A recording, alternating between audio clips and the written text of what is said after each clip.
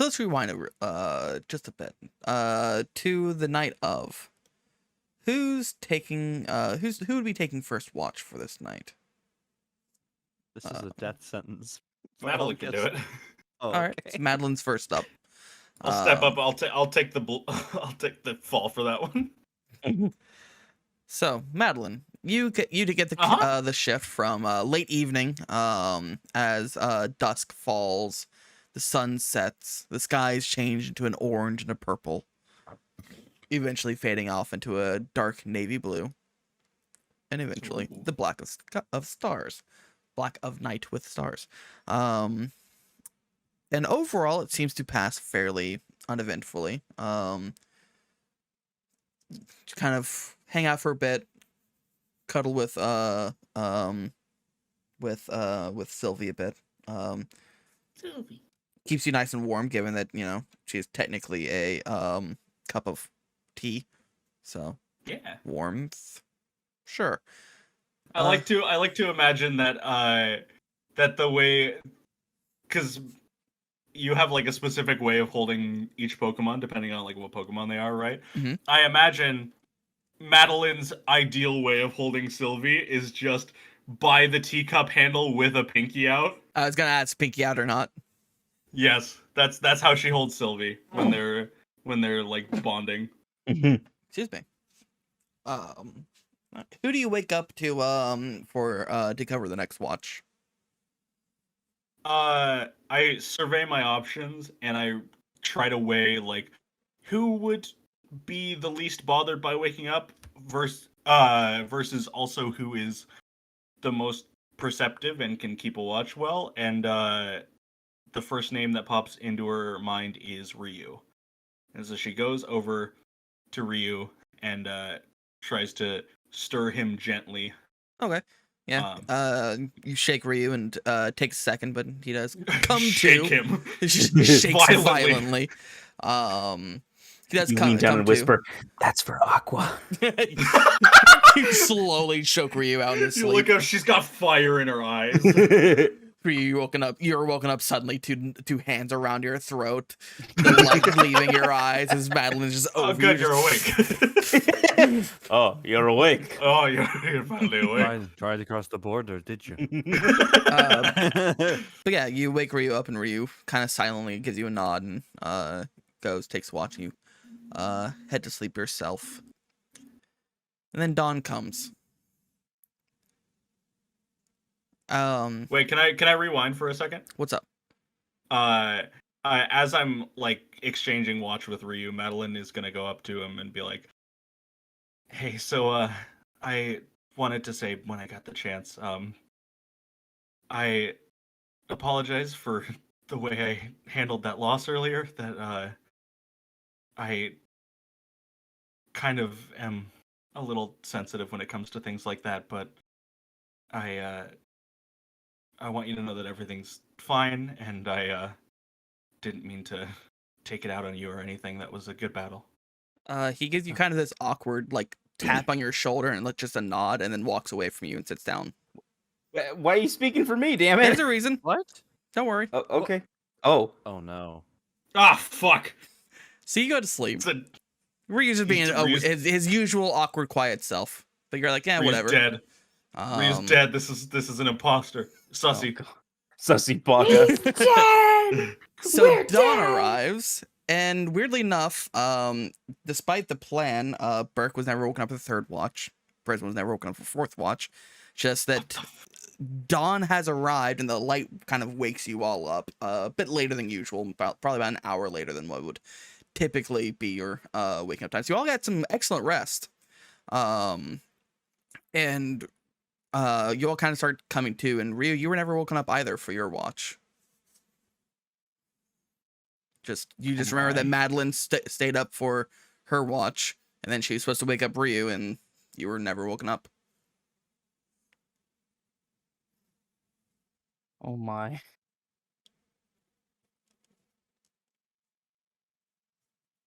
Well, Geeky, this is diabolical. Yeah, Ryu, what do you do?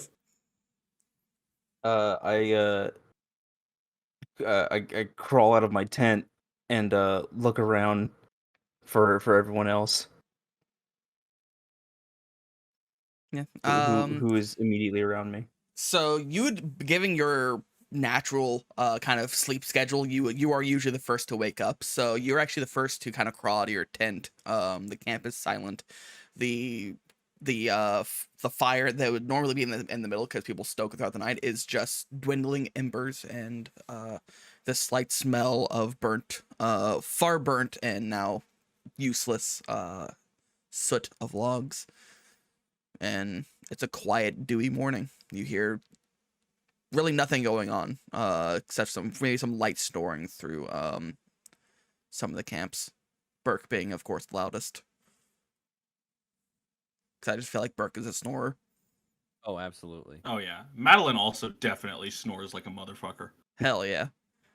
Is there anyone else awake this early other than me?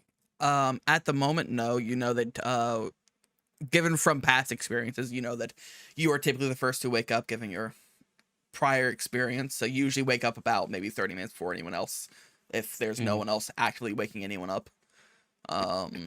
But you do know that you were supposed to take second watch last night, so the fact that it's dawn now, you can see that the sky is starting to turn like that like orangish blue above you, that no one woke you up. Specifically Madeline didn't wake you up. Hmm. You also know which tent that each person would be sleeping in. I'll I think on it for a moment, scratch my head. It's strange that no one woke me up for the next watch, but maybe there was a change of plans that I wasn't aware of. I walk over to Madeline's tent, and can I do I notice that there's no one on watch right now? Yeah, pretty easily. Like usually if someone's on watch, they'd be sitting around the campfire. There's no one sitting out. Okay. I'm gonna lightly tap on Madeline's tent and call out, Madeline, are you awake? Madeline's generally a pretty light sleeper until she gets like really into it, and then generally wakes up a few times per night. So come morning, she's usually sleeping pretty lightly. Um, so she would probably hear it and call out to Ryu, be like, yeah, give me a second. What's up, though? Why is there no one on watch? I don't know. After I let you out for watch, or after you let me out for watch last night, I kind of just turned in. I haven't been paying attention. What's up? Me? I was never awoken for watch. What? What do you mean? I made sure you were awake. I mean, sure, you didn't say anything. It was a little weird, but I assumed you were just being stoic as usual, and I distinctly remember I woke you up and had you take over watch when I went to sleep. I only woke up just now. No one had woken me up all night. Madeline's still sort of in like a early morning haze, but it's like kind of finally setting in what the implications of this are, and she fully like unzips her tent and gets out and goes, "Wait, then who let me out?" I will say that, Madeline, you do remember that that when you swapped out with Ryu was kind of sleeping curled up next to the not curled up, but like kind of like sleeping next to the fire instead of in his tent. That's wait, were you in your tent all night? Yes, with Yuki. There. So, bear with me here. It's gonna sound a little crazy. There was a Ryu that was next to the fire, curled up, and I assumed it was you and woke him up to let me out. Another imposter? Like the Zorua? That is seeming increasingly likely. Should we? I feel like we should wake people up and check to make sure nothing's missing. That's a good idea. I'll wake the others. You hear a very sudden and loud noise coming from Burke's tent as he gives a very loud sneeze. Makes you jump a bit, just and it just Bless you. Oh, scared myself awake again. He's just talking to himself in his tent. He's not even awake. No, That's something- it's that's one of those something like new. That's midnight something new. sneezes where your body just sneezes, but you don't actually wake up. Uh-huh. So it was just a poorly timed sleepy sneeze. Sleepy sneezy. That I, scream was actually Madeline, though. She did scream like that. Absolutely. Hell yeah. Then I walk over to Burke's tent and do the same. I tap on the frame a little bit. Burke, are you awake? I want to make a just because of how much of a heavy sleeper Burke is. Hell What kind of is it? Constitution? Yeah, Constitution. See how well Okay. you can ignore being woken up. Wait, ignore. Oh God. You're pretty damn sturdy. You're like let me paint the scene. Right now, Burke, you're dreaming of back home on your ranch, no. and you're dreaming Oh. of you and your dad kind of like your dad is like showing you how to properly wrestle an Ursa ring. He just showed you how to like pin its arms around behind its back. It was getting really rowdy, and it's like being like overly aggressive. And then like he kind of lets go, and the Ursa ring kind of goes over, like starts to approach you. You know this Ursa ring because it was your father's own personal Ursa ring. Because just like you, he also started with a Teddy Ursa. And so the Ursa ring kind of squares up with you, and you start kind of wrestling with it as well, and you start practicing how to pin like its big arms behind its back, and just having this really nice bonding moment with your dad. And somewhere in the distance you hear, okay, but you're just having so much fun with your dad at the moment that My dad. My dad. Boogie, boogie, Woogie, boogie. woogie, woogie. You're my boy. And you're my dad. You're Sing the best song. boy that a dad could have. and yeah, your dad's proud of you because and this is half a memory and half a dream, because you do remember your dad actually teaching you this, so you're kind of like dreaming going through that again, except you're a little bit better at it than you were when you were a kid. And you so it's a also dream. don't remember the Ursa ring laughing and congratulating you too with English. Yes. Yeah, both your dad and this Ursa ring has both placed their hands on your shoulders, like, good job, son. It's a great day. My dad is a bear. In many That's- ways, yes. My That's dad right. was reincarnated as a bear. Okay, sorry. That's go an ahead. anime title. Yes. My My dad's an Ursa ring? My mom That- was reincarnated as a bear. It's like the pick That's of literally destiny. Brave. That's literally what happens in Brave. I was gonna say That's it's like literally Brave. like the pick of destiny when Jack Black's tripping on on mushrooms. My dad's an Ursa ring? That's right, little Burke. Now come on, let's float down the Strawberry River. You hear it's literally Brave. You hear Burke from inside of his tent in a completely different accent. If you had the chance to change your fate, would ya? Would ya? Well, thoroughly confused and after a couple attempts at trying to wake him up, I give up with a sigh and walk over to Charlotte's tent to try and wake her up. How easy is it to wake up Charlotte? She's like a medium sleeper, so you'll need to poke her. Well, I just do the same. I like wrap on the frame of the tent, just to because I don't want to go inside your tent because that's rude. She's not gonna wake up unless you like physically touch her. So she's not waking up. Pummel the tent.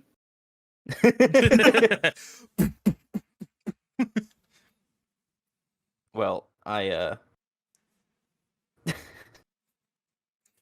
You ran out of options here, were you? yeah, I know.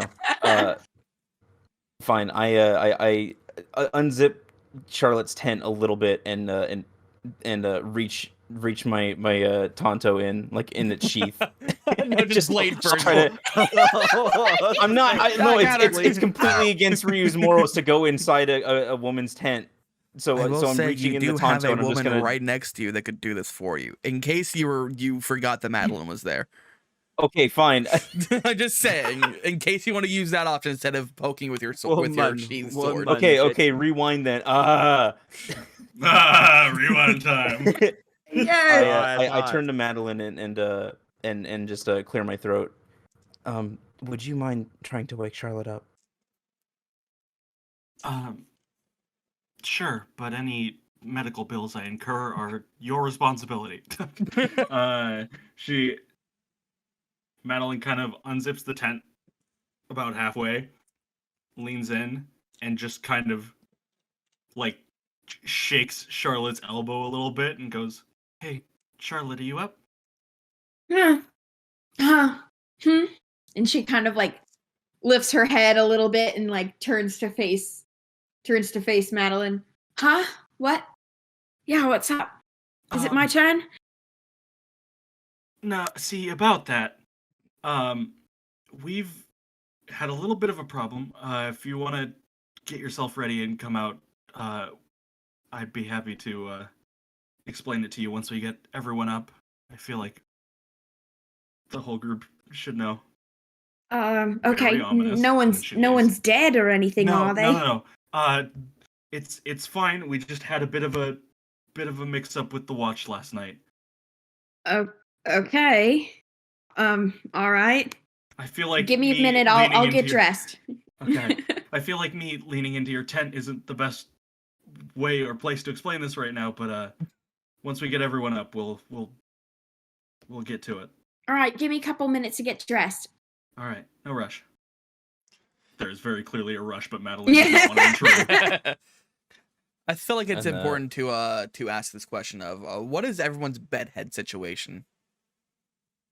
Oh, Charlotte is looking like Anna at the beginning of Frozen. Excellent. Eric's here in a permanent state of bedhead, so like Yeah. he doesn't really. I feel He that. kind of just like lets it be bedhead. I would- almost want Ryu's hair to be perfect constantly. I was just gonna for say. no reason. I was literally gonna say. Ryu definitely like ties his hair back when he sleeps, so that it doesn't get all over the place, and then when he wakes up, he just lets it down. Excellent. Ryu is prim and perfect always. Yes, maybe he's born with it. Maybe. flawless. What's Madeline's bedhead situation? She sleeps with her hair down, but she doesn't have like a crazy poofy situation going on, so it's a little disheveled, but it's about half of what Charlotte's would be. Like it's like slightly disheveled, but not like crazy out of control. And Charlotte does have the most hair to potentially be bedified, so it makes sense that it's just Like a lion's mane. beautiful. Prisma, Rat, if you're able to speak at the moment, what would Prisma's bedhead be like?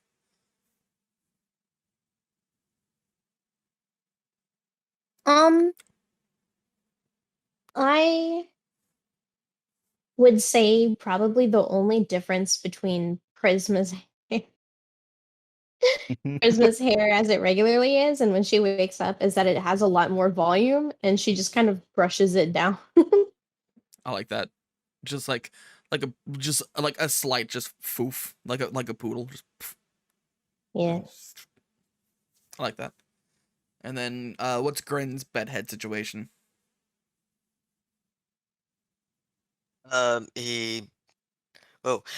Gren sleeps with his hair down because he's a back sleeper and he finds it fucking annoying to have his hair set up. It's just like kind of unruly. But his hair is also like it's so messy already when it's let down that it doesn't really look horrible. Fair enough. It's so long that like the weight of the hair itself is enough to like weigh it down as soon as she wakes up. Makes sense. All right, carry on with waking people up. I just wanted to know what everyone's bedhead situation was. Carry on. Well, while Madeline is waking Charlotte up, I actually will move over to Gren's tent and try to wake him up. How much of a heavy sleeper is Grin, or how easy is it to wake him up? Red is not a heavy sleeper. Fair enough. I want to say it's a miracle he didn't wake up when Charlotte screamed. Because like, yeah, insomniac, he sleeps terribly, and he wakes up very quickly and very. He doesn't need a lot of help to wake up. Fair enough.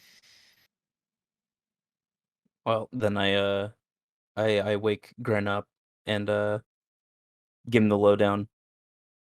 Gren, if you're ready, we need you outside. There seems to be a situation. Red is already like getting halfway dressed, and he's just like, "All right, I'll be on in a minute." All right. And Mudkip, do you want to take care of waking up Prisma?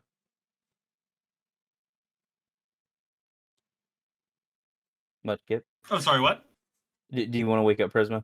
Oh yeah, sure. After leaving Charlotte to her devices to get ready, Madeline will move over and start the process of trying to wake up Prisma. She'll start with the very classy Ryu tent slap.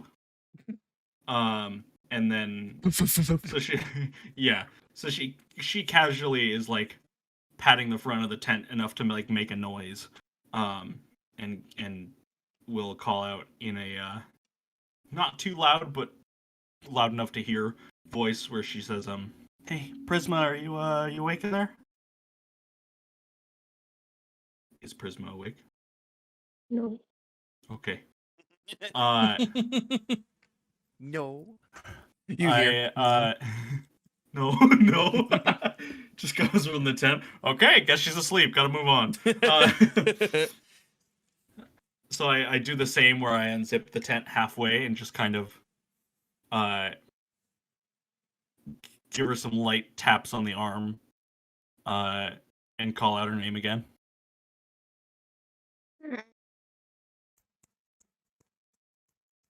Yes, Geeky, that's accurate. Oh. Prisma, Alright. all right. Good. Hey, good morning. You, are you good? She kind of like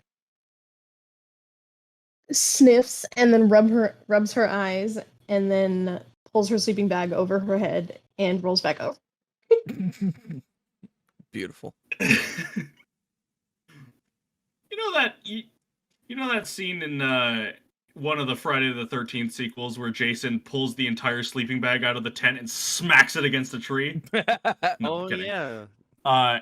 Madeline does nothing like that. She opens the tent and like gets like 3/4 of the way in, and literally grabs her by the shoulders and does like a shake. Prisma, we look. I wouldn't normally be waking you up this aggressively, but we've got a bit of a situation out here, and we need you.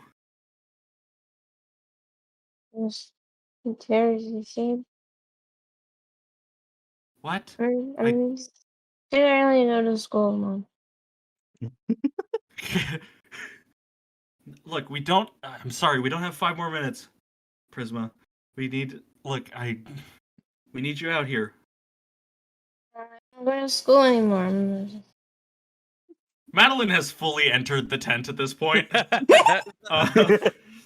And Full on WWE entrance. At this point, Madeline feels like she has exhausted all of her options and does not want to physically harm Prisma in any way to wake her up. So she casually reaches back and grabs Fina's Pokeball and lets her out and says, "All right, I need like the weakest water gun you've got just to get her up." Fina looks up at you. Looks over at Madeline. What's Fina's nature again? That's a good question. It is feature traits, energetic. That's what I thought. Yep.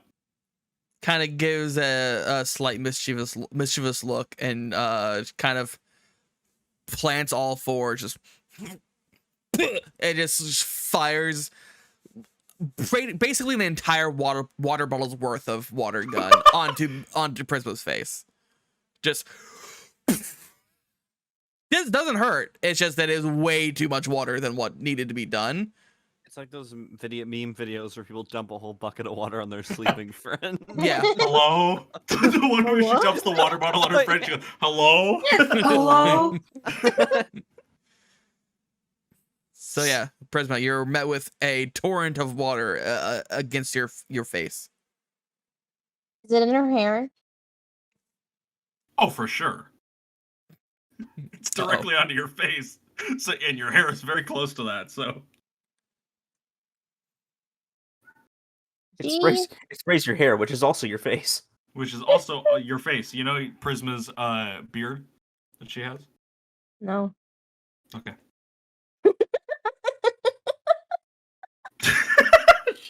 Shut the fuck up. So yeah, you've just been sprayed directly in the face with water. Madeline's gonna turn to Fina and be like, "Okay, little much, but that's fine. It's fine. You did fine." She slowly sits up, her wet hair covering her face. And she kind of like takes her hands and parts, like makes a part in the sopping wet curtain that is now her hair that she had already washed the day before, and the night before. And you just see one of her eyes, and she doesn't look happy. And she's not gonna say anything, but she's just gonna stare at you and then kind of gesture her head outside. Like, kind of like, if you don't get out of this tent in the next 2 seconds, something is going to happen. Not be held liable. Madeline just she definitely stifles a chuckle, and then just kind of gives like an awkward smile to Prisma and says, "Good morning, sleepyhead. We need you out here, so take a minute, deal with this," and gestures at all of Prisma. And then we'll meet you outside. Okay, bye, good morning. And then grabs Fina and yoinks her out of the tent and just leaves. As you pull Fina out, you hear just a slight mudfish related chuckle come from Fina as you pull her out. as Madeline's leaving the tent, as Madeline's leaving the tent, you can definitely hear, like in a sort of hushed tone, but definitely not quiet enough. She turns to Fina and she goes, "Okay, that was a little rude. Maybe next time, not so much water." And then she leans down to Fina and just whispers, "But it was kind of funny though." You see her offer her tail fin as a high five. Hell yeah, high five the tail fin. And then back into the ball she goes. All right, she's returned to the ball. As the red flash of Fina returning to the Pokeball happens, you kind of glance up and you see that Ryu's looking far more perturbed than you had left him, as he's kind of glancing around frantically. Ryu, what's wrong? You look upset. I can't find Yuki. She's not in my tent. Oh, that's not good. You can see Madeline clearly start to get a little more frantic. She looks around. She goes, "Wait, Sylvie, I left her out last night, but she's not. I haven't seen her either. Where?" Now, you check your Come to tent think- where you had like a little tiny electric stove sitting so that you could sit on it and like kind of warm her tea. And it's both off and vacant at the moment. She's not in my tent. Madeline turns back to Ryu. Come to think of it, have you seen anybody's Pokemon? I think about looking around camp. I didn't see anyone else's Pokemon, and I didn't look into Burke's. But no, I shake my head. No, now that you mention it, I haven't seen anyone else's Pokemon. Okay. This is bad. We might need to get everyone up a little faster than we thought.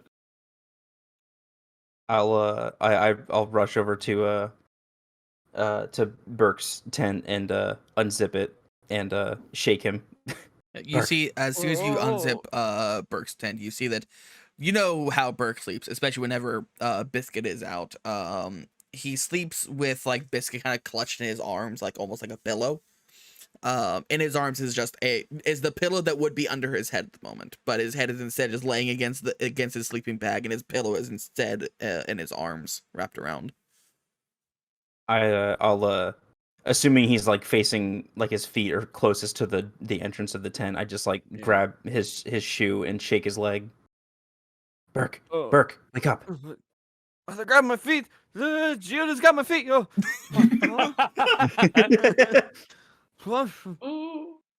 And Bert kind of like tries to look up. Oh, that's the neck. That's and he kind of like Warren Biscuit.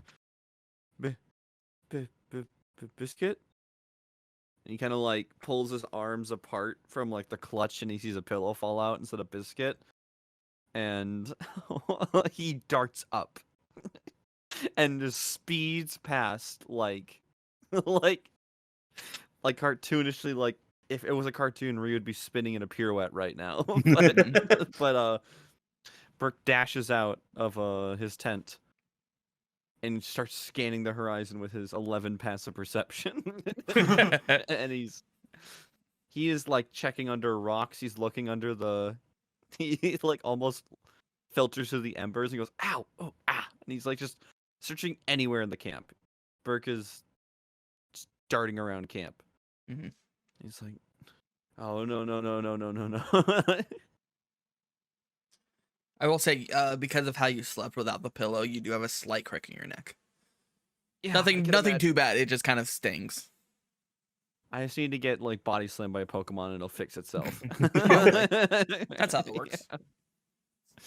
Yeah. Burke would definitely run into Charlotte because she is up at this point, and she is also she's like trying to keep it cool. She's just like, hey, did they go somewhere? That's weird, right? That they would go and they would leave, right? But she's trying to be very casual about how concerned she is, but like secretly she's completely panicking.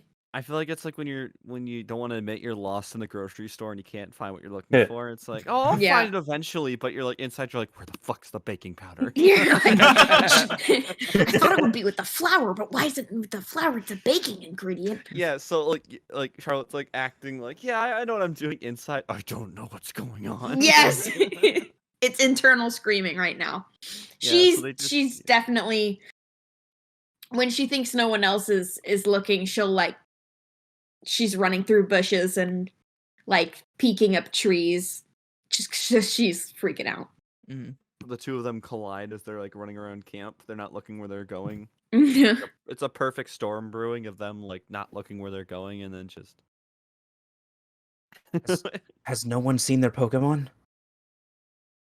Not since last night.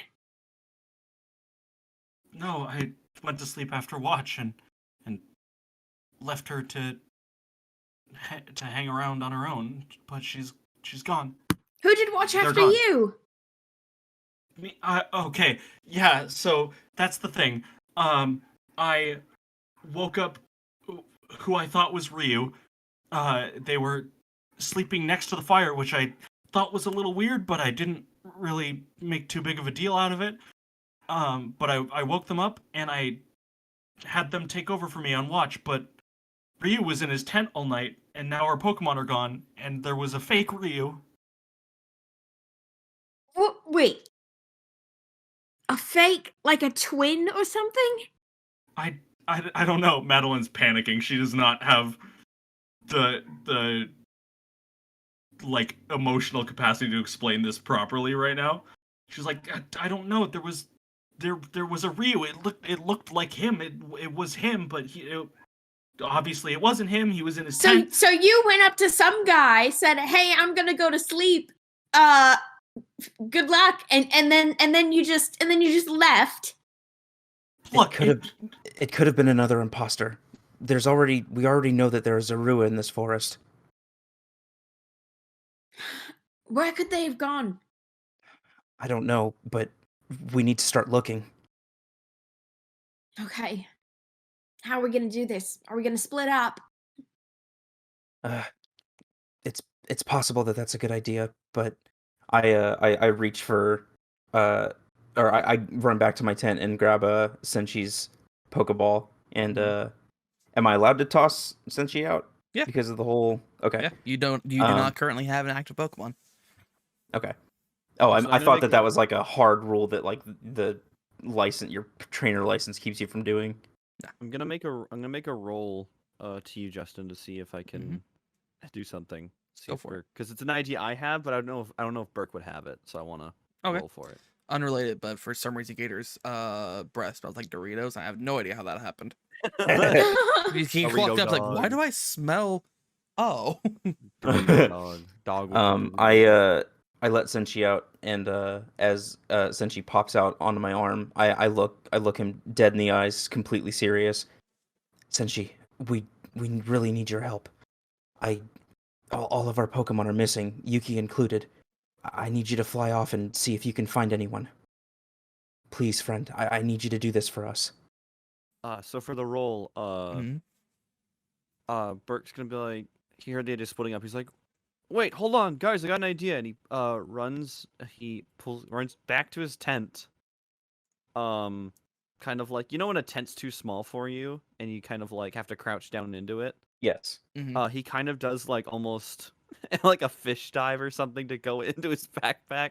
And he pulls out a marker and he's like, well, if we know this thing can look like us, then, and he takes the cap off it and puts a tally on top of his hand. He's like, well, we'll just mark our hands so we know if we run into each other when we're split up, we know if it's actually us or not. That's a good idea. that is incredibly clever. So what does Senshi say to my plea? Since she kind of looks at you, and given like the severity in your voice, and like seeing that everyone else is panicking, you get a surprising like diligent nod of understood, and takes off from your hand. Sweet. Go ahead and roll a perception check for Senshi. Oh. I was planning on Senshi being gone for an extended period of time. I'm just wondering what it'll roll as he's Okay. gone. Ooh. Ooh, Nice. All right, we'll see how that what works. What do your America with it. eyes see? America eyes. What do your American eyes see? Freedom. Freedom and not enough guns. From sea to goddamn shining sea. So yeah, Senshi heads off and starts searching around. No, kitty.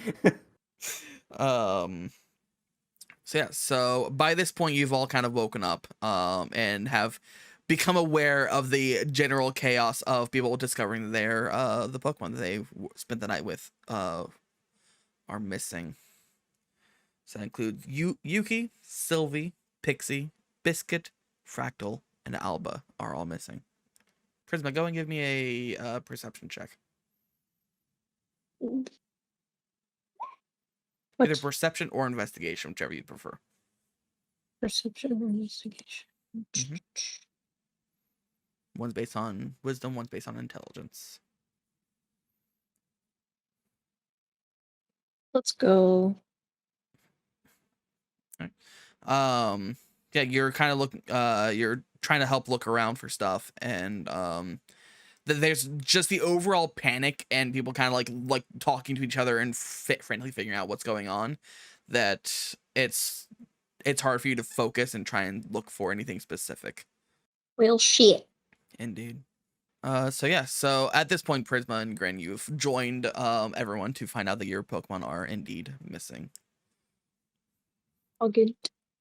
I have likely now returned to my tent, trying to frantically pack it up. So that I can get moving, whether or not the group is following me. Okay. Oh crap! We better pack up. Burke didn't even think of that, and he's now scrambling and like sloppily like taking the freaking nails out of the ground to get his. Makes sense. Like, Yeah, like it this, takes like the tent about sticks. maybe 15 minutes for everyone to pack up their stuff. With such a frantic motion, would normally take about an hour to like properly pack up everything and like make sure the campfire's doused and all that stuff. You do in about a frantic 15 minutes as you kind of shove everything into pouches and stuff. It's rough. It's gonna be a pain in the ass to unpack and set back up again, but you are at least ready for, you're at least travel worthy now. What's your next step? Booking it. I guess if we're congregating the group back, so we should split up, maybe into groups of 3. Prisma, do you want to have Lumi look around with Senshi? Yeah, I guess she could try to. And she'll send Lumi out and ask her, hey, it looks like all our Pokemon are missing. And that kind of includes Pixie. So do you think that you could follow Senshi and look around for them?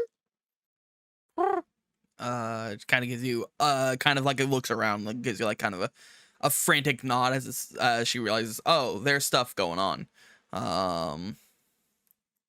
So go ahead and roll a perception check for Lumi as well, which is wisdom if they're not proficient. Wisdom. 16, nice. All right, so Lumi takes off to the sky to attempt to look for anything. Oh, hey, I didn't even realize, I forgot that Senshi was skilled in perception, so that roll is actually a dirty 20 Nice. for Senshi, actually. I just noticed that because I didn't check that. Hell yeah. So good to know. So yeah, so you're splitting up into groups of 3. Which directions are you heading? Is the path still heading east? Yes, north. The path is still heading north to south. So there's still like the main path you can follow Or for north to sure. south, yeah. And we're not by that cliff anymore, right? The cliff has kind of like snaked away. It seems like it might come back around. It seems like for the first part of the forest, it's kind of in the middle of this large valley, and then the left mountain on your side, so it'd be the western mountain, seems to kind of encroach towards the path. Either that, or maybe the path has slowly over time listed farther west. You're not sure which one, or if it's a combination of both. The eastern mountain is still a ways away, but it seems like for the foreseeable future of this travel, the western mountain is pretty close to the path itself. But at the moment, it is kind of pulled away. There's like kind of like a divot in the mountain for about maybe a mile.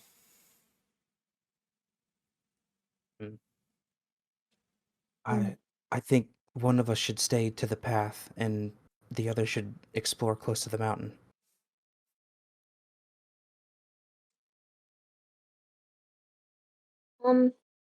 I can go close to the mountain. I've got plenty of experience near him. I'll go with Burke, I guess. Madeline realizes that like Ryu is about on the same level of like sheer determination to find the Pokemon as she is, so she kind of wants to stick with him and do a little bit of searching. So whatever she like speaks up to say that whatever group Ryu's going to, she would probably accompany him on that. Makes I sense. should make myself easy for Senshi to find, so I will stick to the path for now. All right, I'll join you on that. Um, So I'm I was gonna ask, are you split up into 2 groups of 3 or 3 groups of 2? I thought we were doing split in half. Okay, just wanted to make sure. Mhm. So carry on, Prisma. What were you saying? I'm not exactly mountain inclined, so I think I'll go with Ryu and Madeline, if that's all right.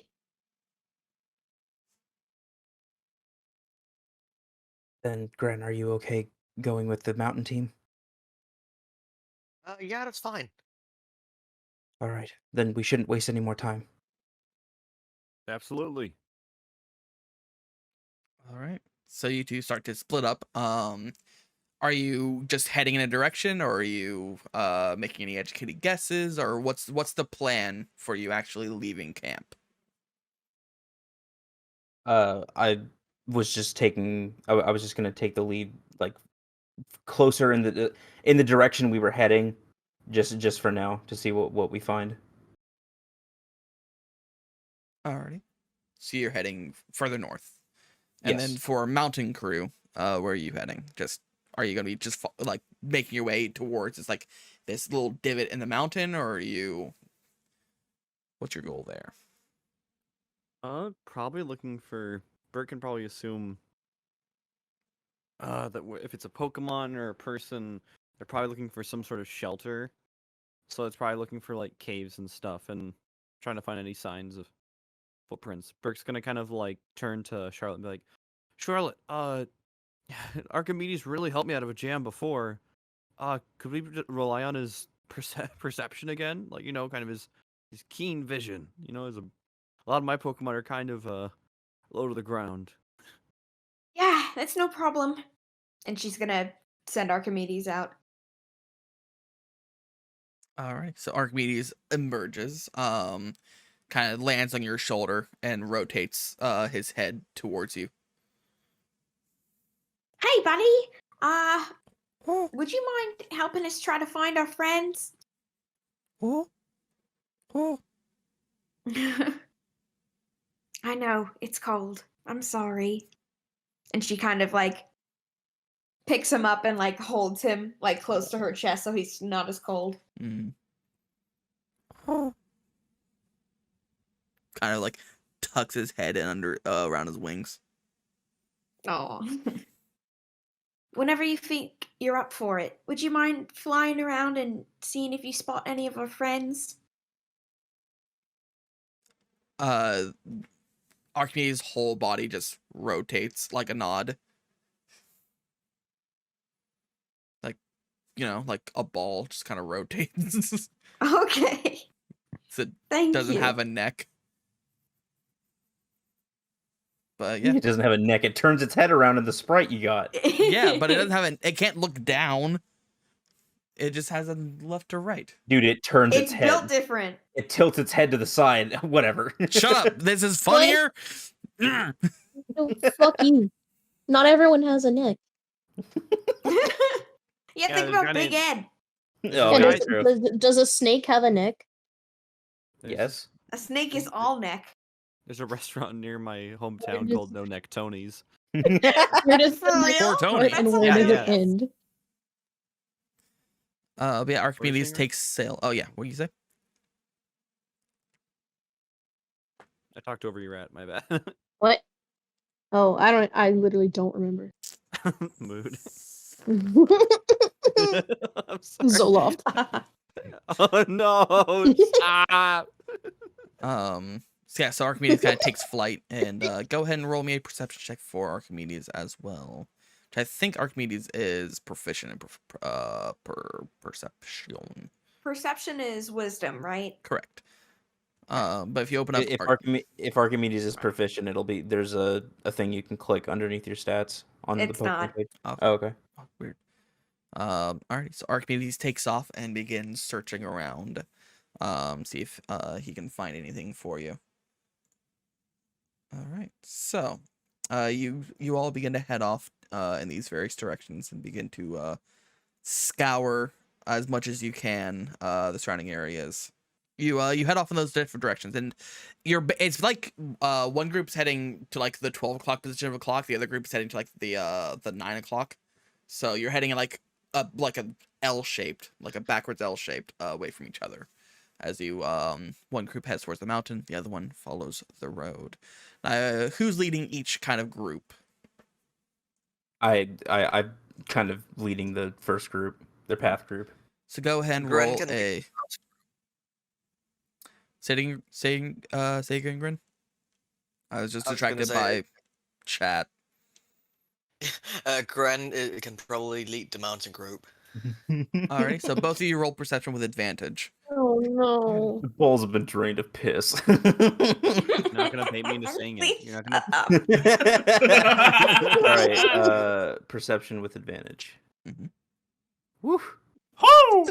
Good my rolls God. for both of you. We are perceiving all day long. Go ahead and show that off to everyone. All right, so yeah, so you begin heading out in the search for your Pokemon. As the scene fades to black, don't talk about my Beppis. Sorry.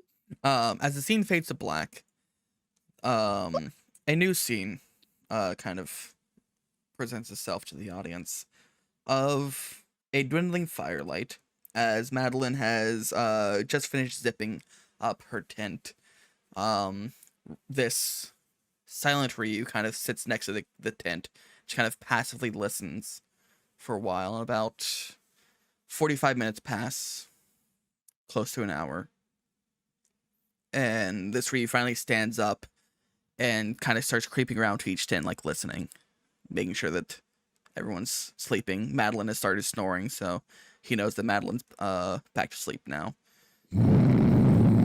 Jesus Christ, my ears. Wait, I'm so confused. That's her snore. I was tapped out and I thought that was Geeky. I was like, damn. Damn, you sniff with that nose? Holy shit. Damn, man, you got some sick snoring. Don't laugh at me. No, fucking. Tommy's in the corner. It's like, I thought he was asleep. Stupid ass noise. He goes, Shut the fuck up. Go to bed. So as the earthquake that is Madeline's nose is happening,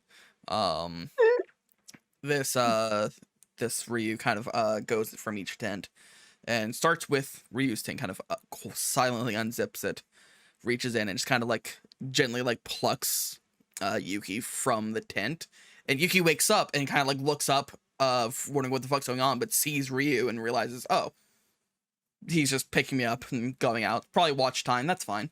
She kind of nestles back into his palms. He kind of like walks out and kind of sets her on his shoulder.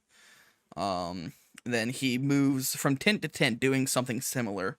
The only one that's really an issue is Burke, given that he has a life or death grip on Biscuit, but manages to dig through Burke's pack, pull out the jar of honey, and kind of waft it underneath the nose of Biscuit, like you do with like when you're like smelling like a freshly opened bottle of soda. You're like, oh, it smells good. Kind of like wafting You're under using it- Biscuit's nose. Yeah, I was gonna say you're using like a smelling salts technique Yeah. on Biscuit to wake her up. and like full cartoon style, basically kind of like drifts listfully out of the tent on the scent. Not even awake, just walking. Just kind of like pulls herself free from Burke's arms. Burke, you kind of like in your sleep, you're kind of like instinctively like kind of move your arms around, like trying to like keep hold of her. And so this Ryu kind of slowly pulls the pillow out from under your head and like lays your head down and puts the pillow in Biscuit's place, and kind of gathers all of these Pokemon together outside of the tents, zips you all back up, and kind of silently motions for them to follow him. And given that they've been traveling with Ryu for a while, they have no reason to not inherently trust him, since it wouldn't be the first time that like Ryu's kind of instructed them of some of these Pokemon to do certain things. So it's not super bizarre. Some of them kind of have trepidations of like leaving their trainers behind, but with Yuki kind of striding alongside on his shoulder and kind of confirming that everything's fine, because why wouldn't it be? It's Ryu. They start to follow them away from the tent and into the woods. And about an hour further passes of silent walking. The Pokemon kind of making small talk as Pokemon could to each other. Yuki, you start to kind of realize that Ryu's silent. Like, Ryu goes long stretches of time just in silence. It is strange that Ryu hasn't spoken yet. So, Yuki, how's it going for you? What's going through your mind at the moment? Baby.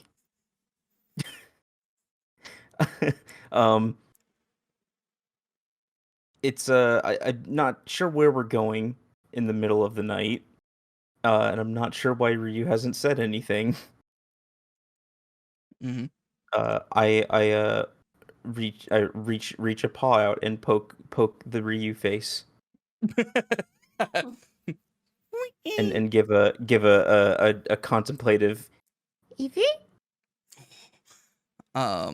You kind of glances over at you, and just kind of like gives you a wink, which I'll let you determine whether or not that is something that Ryu would actually do. Does Ryu dole out winks? No. Then go ahead and give me an insight check from Yuki with advantage, because Yuki knows her trainer well, so. Which one was that? If not proficient, it is wisdom. Which one? Insight, you said? Yes, insight. Okay, no. So just with advantage. Yep. Oop. Nice. With that 13, yeah, Ryu, like, you've maybe seen Ryu wink maybe twice in your entire life. You're pretty sure one of those was an accident. And it was something that kind of flew into his eye and he kind of like blinked it out. So yeah, it's a little strange. I'm a little confused now, and I hop off of quote Ryu's shoulder, Mm-hmm. and dash in front, and kind of bark at him, like, "Hey, wait a minute!" That's on the ground now. It's fine. So Ryu kind of stops, and now the other Pokemon of this group, which I will say real quick, specifically to Milo, if you want to swap out Alba for someone else that has appendages, I'd be okay with that, because I do understand that if you're going to be playing as Alba, can't do a whole lot as a ball. So if I'm you just want gonna to, be rolling. all right, fair enough. I think I'm gonna switch out Alba for Rosa. Okay, that makes sense. That's fine. I'm gonna get dizzy if I have to roll around for the Yeah. next few hours. That's fair. All right, so just slight change of cast, just so that it makes a little more sense than just I'm a ball and I exist. And so at least now you have appendages that you can potentially do something with. You still don't have hands. None of you have hands, but that's fine. Who needs hands? Hands are for humans, and humans are losers. Yuki's yeah. got enough skill with her paws to swipe shit off people or off other Pokemon. So, Excuse me, I have a spectral poisonous tea hand. Yeah. You know what? Good Yeah. point. True. Sorry, just Put some open up respect on the it. link that Milo sent. Oh, that's really funny. That is funny. I mean, it makes sense, but all this time I'd imagine that they just kind of float. But that's thought it would infinitely hop. better. Hopping Oh also yeah, makes Biscuit sense. has hands. No, they just roll. Biscuit got them paws. Yeah. Which doesn't feel very like convenient with all the spikes. They're just like bouncing. Yeah, just God, that'd be such hell. But luckily we don't live like that. That's for Alba to deal with. Alba lives in eternal hell. Yep. And it's like even whenever it's in its like you can see it in its idle pose, it's still spinning. Even when it's sitting upright, it's still. So I guess we can take from this that Alba's brain only works if it's in a spiral. Alba's like, I have no mouth and I must scream. So yeah, you how do the rest of you react to Yuki suddenly jumping off of Ryu's shoulder and kind of barking at him? Ryu kind of instinctively like stops and like holds some hands up. Biscuit's kind of annoyed because Biscuit thinks they're going for food, and she's well, actually no, I forgot I got talking. No, I'm gonna have a fun exercise. It's like Biscuit's like, hey, I like Evie can only Evie can really understand. This is just like but We'll assume that Pokemon can understand each other for this. It's like just like Biscuit's a character is if I wake up and I don't, it's not for a good reason, I am in a bad mood for the first hour. Understandable. And it's like, hey, don't mess with the guy who's gonna give me food. I know Ryu's kind of quiet. He's being weird, but I want that honey. Like Biscuit didn't get any honey. Biscuit's like getting less and less patient. She's lured out with the scent of honey and then not provided that honey, and she's like, how's everyone else doing? Because like right now, everyone has been with the group for a while. The only two that are kind of new to this group, so might not get the whole party dynamic, is Sylvie and Rosa, just because they're the newest additions to the group compared to everyone else. Fractal's just gonna stop walking and like back up a little bit because she doesn't want to get involved. How does Pixie respond? Pixie's just gonna kind of look around. Also, very, very tired. Because her and Prisma stayed up watching whatever the Pokemon equivalent of YouTube is. Watching beauty tutorials. So she's very tired. She's kind of like in the same way that Prisma would have when she woke up, just kind of rubs her eyes. She's like, what are we doing out here? Yes. Perfect. Without saying another word, I'm thinking something's up with Ryu. This is a little suspicious, and I know just the way to test it, and I will I'm gonna use Covet on Ryu to try and grab his Tonto. Ooh, interesting. Go for it. Roll to hit. Nope. Oh Ooh, no! the natural one. You leap for the Tonto. To try and like take it. Wait. Does it still count? Excuse me. Does it still count that we spent time with them? That they have an inspiration? Technically, sure. Yeah, that makes sense. So yeah, you can re-roll that if you'd like. I'm gonna try it again. 12. Nope. That is That does not hit. an improvement. You dive for the for this Tonto, and like you kind of like you lunge for it, and you don't make contact. But the reason why you don't make contact is you actually go through the Tonto. You kind of land on the other side, and you kind of like roll a bit and like skid to your feet because you weren't expecting to go through it. You're expecting to kind of like hit it and like kind of maybe bounce off of it or grab it or something. Just go straight through it kind of caught you off guard. So you kind of roll a bit and come to your feet. Now you're with the rest of the group behind this Ryu. All right, and having gone through what I thought was my friend, I turn back and immediately bark at this guy.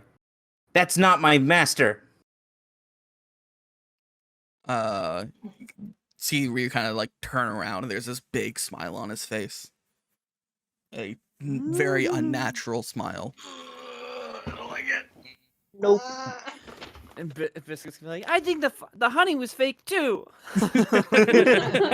And now she's mad. She doesn't care. She's gonna get mad and use lick. Ooh, go for it. She's gonna damn it. If we're going off of, I don't know if you're going off a different AC, but that if we're going off Ryu's, that doesn't hit. I know, that's what I was saying. That's why I said damn it, because I looked at Yeah. Ryu's AC.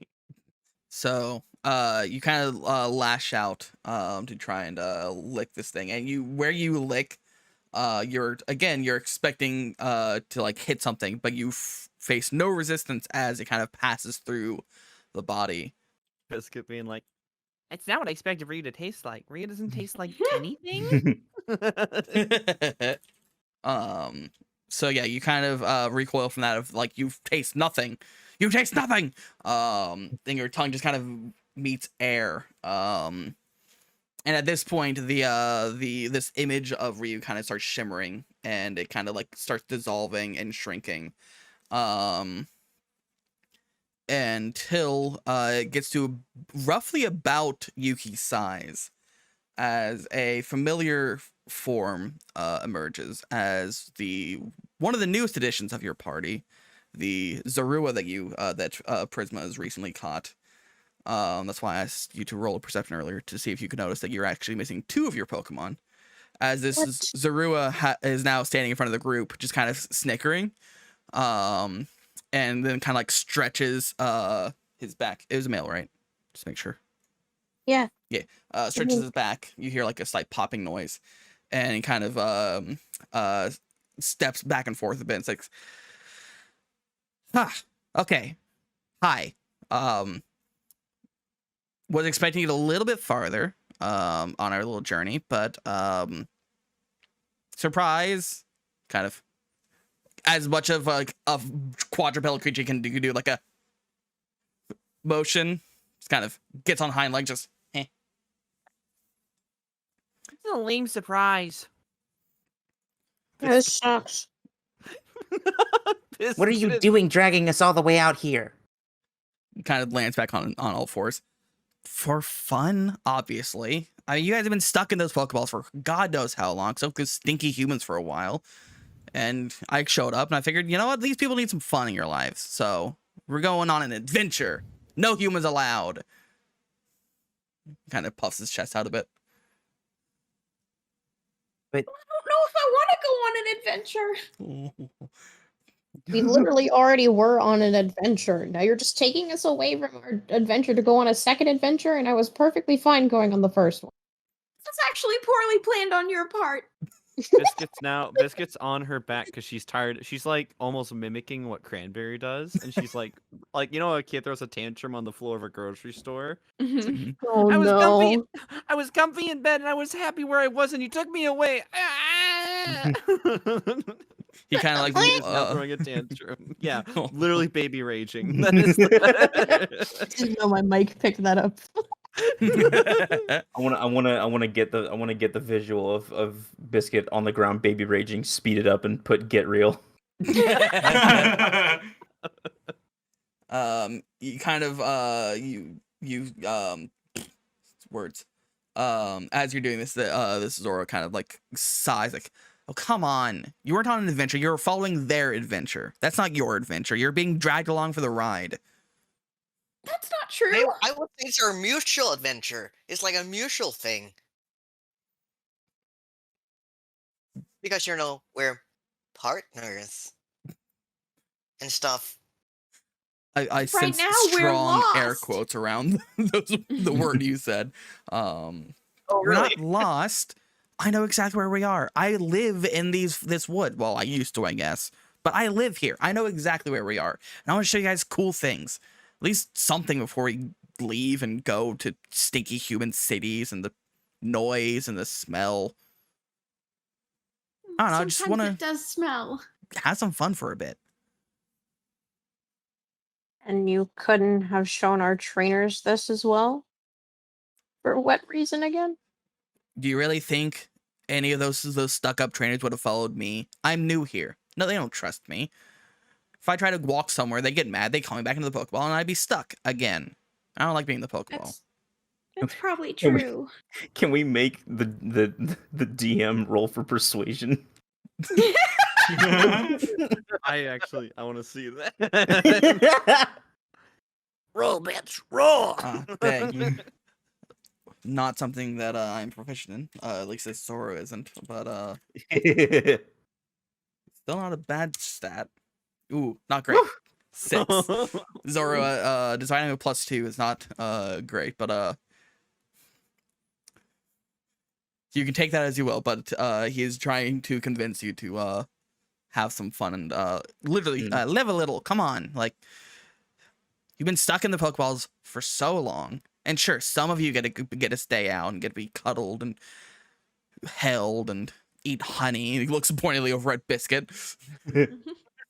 But some of us are stuck in our Pokeballs for a bit longer. Looks over you're at jealous. Rosa. That's what it is. Shut up. Biscuit's waddling, Going waddling to... up, like Sorry. wiping tears away. No, it's okay. I want to hear what you say. But Biscuit's You're good, like, you're good. it's like forehead on Zoro's forehead, like big sassy, like. What we're gonna say, Rat? What was Pixie gonna say? Or Pixie dude? just kind of unslouches, I guess, out of her tired posture and pulls the two apart. And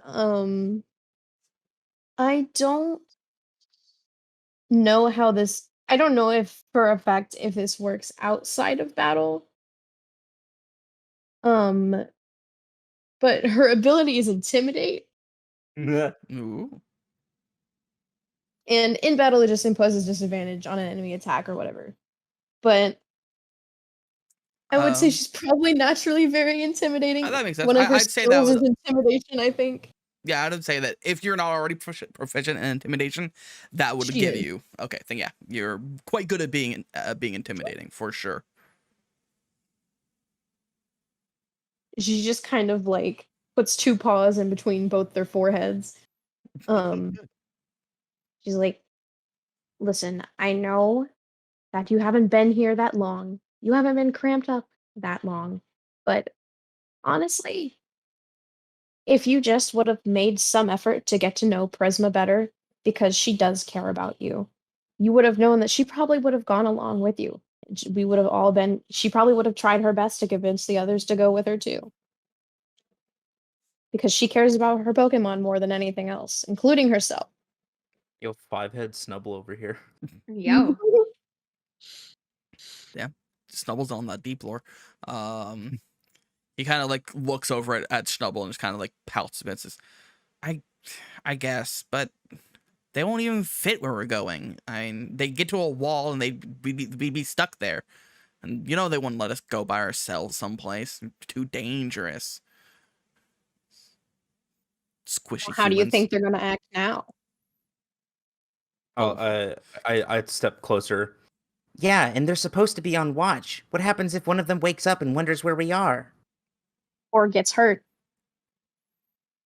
You It's did say not you live here. a These woods are foolproof dangerous. plan, but it's unlikely. It's not like they've been attacked at night before, have they?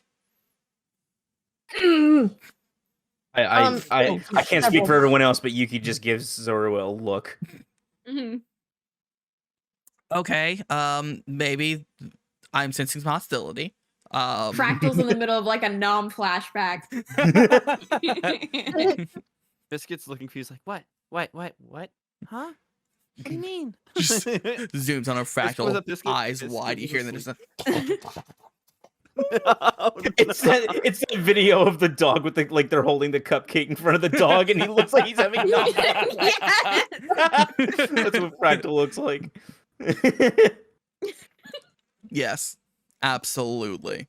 I realize I don't really need the Pokedex entries up at the moment, do I? Since none of you Oh, really? Pokemon have Pokedexes. But yeah, you It left it at home. yeah. So the Zoro's kind of like, okay, fine, maybe not all of the plan has been thought out, but I go out all the time. It's just kind of what I do, okay? I go, I have some fun, I see what's out in the world, and then I come back, and everything's fine. It's been fine before, it'll be fine in the future. And look, if something bad happens, I'll take full responsibility. Just because you think that everything's been fine in the little forest of yours, if you continue to do this while we're out in, the rest of the world where worse shit happens and somebody gets hurt, or worse, if Prisma gets Speak hurt and it's language. your fault. And she just kind of like bares her fangs a little bit. Okay, but think of it this way. Haven't you ever wanted to just kind of see the world, see what's out there, see what you can do? I mean, sure, they're going on their own adventure, and we're gonna be with them, and it's gonna be fun, I hope. But you can't just live other people's lives. You gotta live your own life. Yuki looks like she's thinking about it for a moment. If you can promise that we'll be back before morning, maybe it's okay. I think we should do it. I think you can do morning, if nothing goes wrong. But yeah, I think you do morning. From here to, and he kind of like looks up at the sky, looks at the stars. Says, from here to there, it'll only take us a few hours to get there. So yeah, I think we can do morning. Hours. Probably get back Yeah, that's around around the time they usually wake up and eat breakfast. I think maybe Yeah, a that little bit sounds later, but great. yeah, I think you can do that. Upon hearing the kind of live your own journey, Biscuit kind of Mhm. like feels kind of rebellious attitude, like, yeah, Berg never lets me do what I want. It's always what he wants to do. You've won me over, and like Biscuit's kind of this Put her there, pal. essentially like holding a paw out to Zoro. Mhm. Yeah, Zora kind of like with, like a- slinks up next to you, like, see, exactly, and kind of like rubs shoulder against Biscuit. Biscuit's like almost twice his height, given that he stands on 2 feet. And whenever Biscuit hands out a paw, Zora kind of like looks at the ground where it's all 4 paws, just kind of like leans up and puts a paw in your paw and says, yeah. Fractal is gonna go over to Biscuit. Charlotte and I used to sneak out all the time, so I mean, this really isn't that different, right? It's just me this time. It's my own adventure. Yeah. And I guess if we run into any strong Pokemon, we can all fight together. Yeah. Exactly. And I mean, and he looks over at Yuki and says, and with you here, you're so trained and diligent that nothing bad could happen to us. I guess. You're a natural That's leader. And right. kind of like playfully kind of nudges your shoulder a bit. Fine.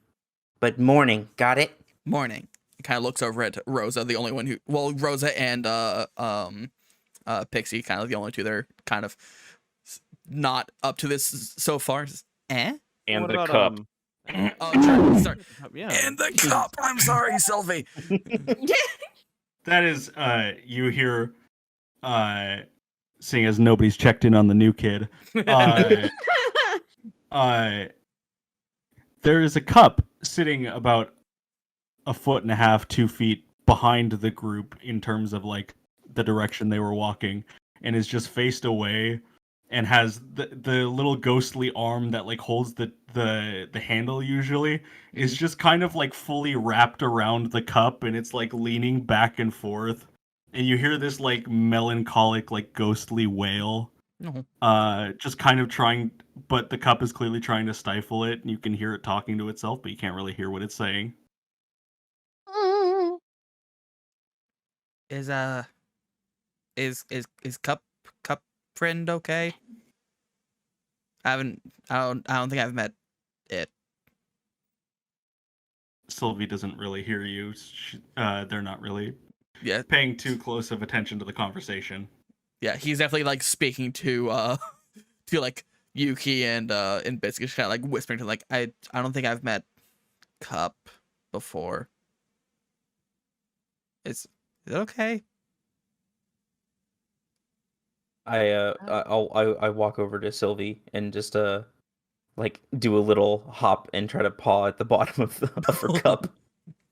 Boing. Hey, are you okay?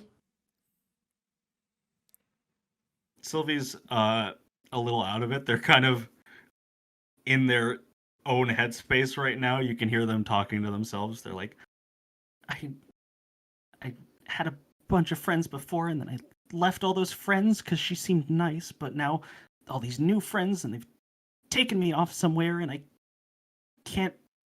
They seem like they're not the most well trained, and now mom's gone, and I'm alone out here, and they keep like ranting onto themselves, but then kind of like snaps out of it for a second when they feel Yuki's paw, and they turn around and kind of wipe some purple like liquid that's leaking out of cracks directly under Sylvie's eyes back up into the cup.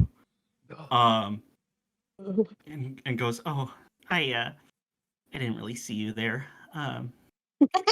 Sorry. I didn't see you there. Too busy having a mental breakdown. Yeah. It's mental wait, illness, wait. love. Wait, Sylvie is literally. Ooh, I'm mentally ill. Yeah, yeah, that's this cup. That's the cup." Beautiful. But Sylvie kind of turns around and goes, "What? Did you say something?" Are you feeling okay? We're gonna get going. Somebody downstairs in my fucking house right now is I hear going to that. town on shit. What the fuck is happening? I can hear that. I didn't realize it was you.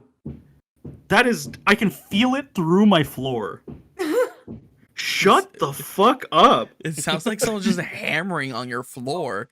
For a second, I thought Sophie was fucking at their limit. Sylvie reaches into the purple liquid and pulls out a gun for some reason. That's fine, Red.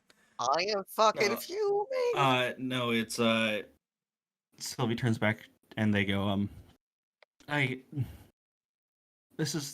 sorry, I'm not normally like this. They're still like wiping at the cracks in their face, but they're like, I'm sorry, it's a little overwhelming. I haven't really been away from home before, and now I'm away from the person that I feel safe around, but I want to be able to trust you guys. So just give me a minute and I'll be ready. I nod and rejoin the group and allow Sylvie the time to recoup. You see A that minute or Zoro's so. very noticeably not approaching the situation because he does not know Sylvie, so he's letting other people that might know Sylvie a bit better handle things.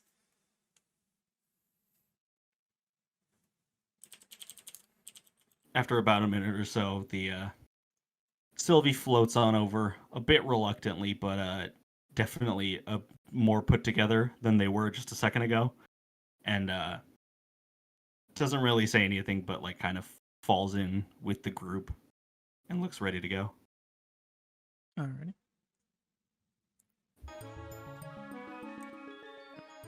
Sorry, should I have had no music going? So there we go.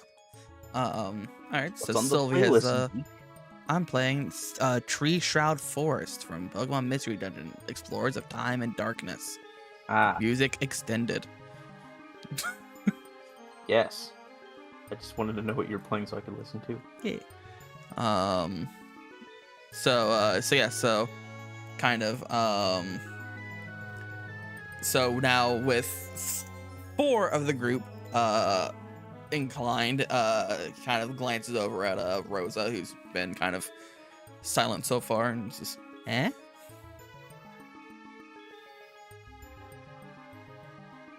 So what is Rosa thinking and doing at the moment with this?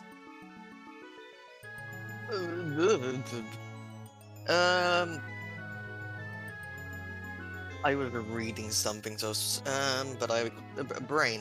No worries. Basically, looking at you like 4 out of the 6 of you are interested in going, so looking at Rosa like joining. Rosa still has this idea that she's this independent, strong character who can take care of herself, even though she is,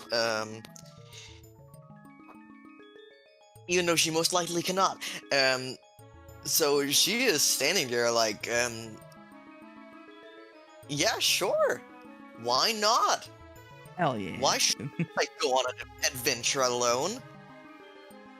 Oh, come on. You're the strongest of us. You will be fine. That's my choice to make, not anyone else's. I mean, I guess, but it'd be fun. I promise. You don't want to be back there by yourself, right? Yeah, man. Sorry, it's going to be a while before they wake up, you know. I mean, I generally hate being out during the night, but as long as I can get some sunlight in before, so then I'll be fine. Yeah, I'm fine with that. Don't mind if I do. Yeah, I'm in. Let's go. Awesome. And then because she's not feeling well, Rat's gonna step away for a bit to try and get some medicine. So they'll be gone for a little bit, or the rest of the session. We don't know. Depends on how they feel. So hope you get feeling better, Rat. So we'll just say that Pixie just passively follows along. So yeah, so the rest of you, as you start to kind of head further on, kind of Zora, now instead of leading, kind of like walking with everyone, still kind of leading the direction, but not like out ahead like he was when he was portraying as Ryu. And he kind of says, by the way, I know that some of you are seem to be kind of domesticated, so you might not, your names are what they are, but technically my name's Wanders, just so you know. Because for those that have been caught and weren't starter Pokemon, you would know that Pokemon have names that kind of describe their personalities and their actions, and their names are fluid. Their names can change depending on what they do in their life and how they interact with other Pokemon in the world. So their names can change to like major events they've participated in, or if they are personality shifts or stuff like that. So Zora tells you that his name is Wanders Ever Onward. So if for those that have been caught, you're free to come up with a name that kind of describes your Pokemon and what they've done. For those that are starters like Yuki and Fractal, they've never been wild Pokemon, so they would just have Yuki and Fractal and Biscuit, for instance. But like Rosa and Sylvie and Pixie would all have like names that have been kind of chosen for them, because like sometimes they choose themselves. Usually it's what other people refer to them as, because it's like they're defining traits or something they've done. So. Well, Yuki technically was wild, but okay, then in that case, Yuki would also completely adopted the name that Ryu gave her. Fair enough then. So I think similarly for Fractal, I think Fractal was wild originally, and then you've caught Fractal. Fractal was a gift from that was right, it was a her gift. parents. Yeah. So yeah, so Fractal probably wouldn't have a wild name as well. So you're she was a purebred. So hell yeah, purebred. Yeah. But yeah, so if you're inclined, you can come up with a wild name for the Pokemon that were captured and not started with, but it's up to you if you wish to do that. But you are informed that Zoro's Pokemon name is Wanders Ever Onward. So yeah, so he kind of continues guiding you all deeper into the woods, heading. You're not really sure exactly which direction he's heading, but like you can see every now and then he glances up at the stars, and glances around the surroundings, and kind of like every now and then like climbs some rocks and maybe a tree, gets like kind of on some low trees to see where the mountains are. You can tell that like he does have experience traveling through these woods, because he's using like landmarks to position where he is and where he's trying to go. As roughly as possible, so it's a bit slow at times. He definitely takes some time to like check some things, but you are heading in a fairly resolute direction. Only a few times you kind of take pointed turns to kind of reposition your pathing. But he's a pretty decent guy at all things considered. He's pretty focused. So yeah, so and like as Wander is kind of like guiding you all through this, the forest itself is getting thicker and thicker. Kind of it gets to the point where like you're starting to like sometimes go into like single file lines and it's just closely follow as he guides you through the forest. Other times you kind of spread out a bit. Sometimes you have to climb over trees and under trees. It's a bit hectic at times. It is definitely a not an easy journey. But one that he seems resolute in guiding you towards. And so go ahead, Yuki, since you two are kind of walking side by side, go and give me your perception check. Baba Booey. Woo! Hot damn, natural 20. All right. As you're heading along, you can see that like he is resolute in what he's doing. He seems to be kind of focused on where he needs to go. And you notice that like as you're heading on, you get the feeling that like you're either being like you get the feeling that something's watching you. And like you're kind of like glancing around, and every now and then you get like the barest like glint, or not glint, but like the motion of something like kind of hiding behind a tree whenever you glance in the direction of the noise. It seems that Wander is unaware at the moment of it, because he's kind of determined on following this path that he has, but you are starting to pick up that there are noises happening around you. I'll lean over and say in a hushed tone, I think there are some things watching us in the trees. Kind of, you see that he kind of like notice, so he stops, like, what, where, wait, where? He's now like starting to glance around, trying to see what you're looking at. Curious as to what you might be hearing. Just listen, look over there. And I point with a paw to where I was hearing some things. Mm-hmm. It kind of glances over. Like you see, like he's kind of like raised one of his paws for everyone to kind of stop. As he listens and looks in that direction. I'll go ahead and roll a perception for him. With you pointing, I guess you could have advantage if you're pointing it out. Well, no, that's worse. He didn't roll great, but with you pointing out, he kind of like notices where you're pointing at, and he kind of is trying to focus on that. And eventually, you you see that like something kind of pokes out from around the tree, looking in your direction, and sees that both of you and now the rest of your little group of friends are also kind of looking in that direction. And he kind of like you see like the eyes that go wide, and he kind of pulls back behind the tree, realizing that this creature might have been made. Well, since I absolutely know that they're there. Hey, stop hiding behind that tree. We know you're following us. No, there's not. No one behind the tree. It's someone behind the tree? No one behind the tree. And I thought I was bad at attention stealth. to the man behind the curtain. I thought I was bad at stealth, but look at this Oh, chump. I don't think there's anyone behind the tree, guys. Biscuit kind of like puffs out her chest. She's like, "Come on!" She's like hitting her chest like in a, "Come on, Square come on!" Yeah, a square up motion. Like, "Come on, let's fight." No, Biscuit, you shouldn't do that. What if it's big and scary? Oh yeah, I'm sure it's real intimidating. I don't know, guys. I don't think there's anyone behind the tree. It's saying that.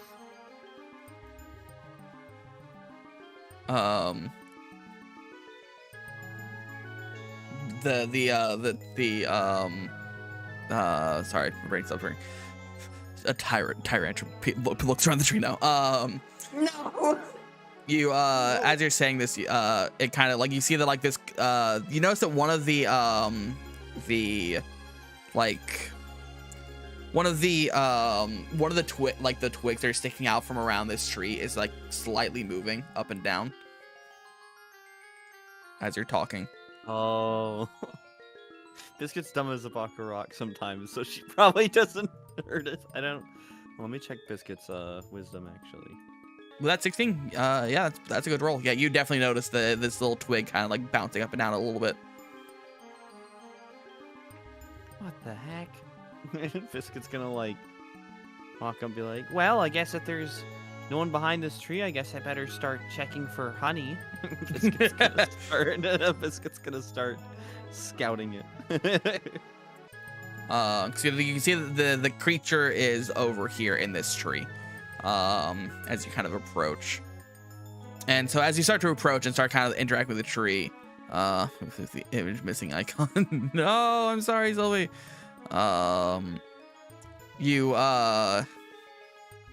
You see that like the twig kind of starts to move a little bit, and leaning around the corner is a brown and gray creature that has like a leaf on its head and a long twig sticking out of its mouth with these two kind of red leaves sticking out of the ends. And it kind of peers over at you with this long white nose.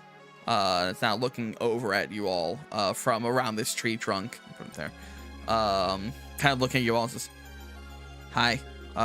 Sorry." Wait, you Pokemon? Wait, here's just a weird question. But would Pokemon, like, they watched a movie or TV show, would they, like, understand what they're seeing? Or is it like dogs, where it's just, like, an assault on their eyes of flashing lights? Ooh, funny color. I imagine they're a little bit more intelligent, so probably wouldn't recognize it. There's something Oh, going on. I would say they would, because even cats will, like, watch videos. If like someone's sitting down and just like has something playing, they'll just like look at the screen and watch, because I've definitely caught Jojo doing that. So yeah, so this creature is kind of leaning around, which so as far as your question, Burke, go ahead and give me an intelligence check for Biscuit. Oh yeah. Is Biscuit smart? Oh no, the Biscuit's got a -2. All of you do. Smart. Stupid bear. Okay, here we go. Whoa. Yeah, you remember seeing this thing before, but you don't know what it is. You're just like, that looks familiar.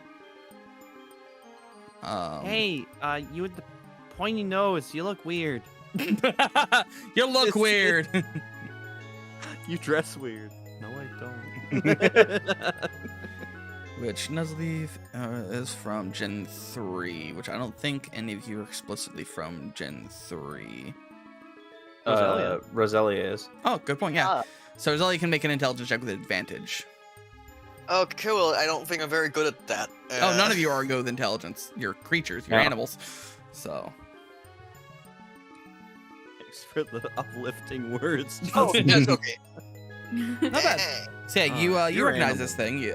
You've lived, plus since you were caught in this forest anyway. Or, no, you were caught in a They're- different forest, my bad. Yeah, well, they're both forest-bound creatures Yeah. anyway. So you've seen these creatures before too. So you know this as you know what this creature is. You don't know what the human word for it is because those are human words, but you know what this creature is. You've seen these creatures before. So you are familiar with it. It kind of like leans out and kind of weighs all. He's like, hi. I wasn't expecting to be seen, so oops.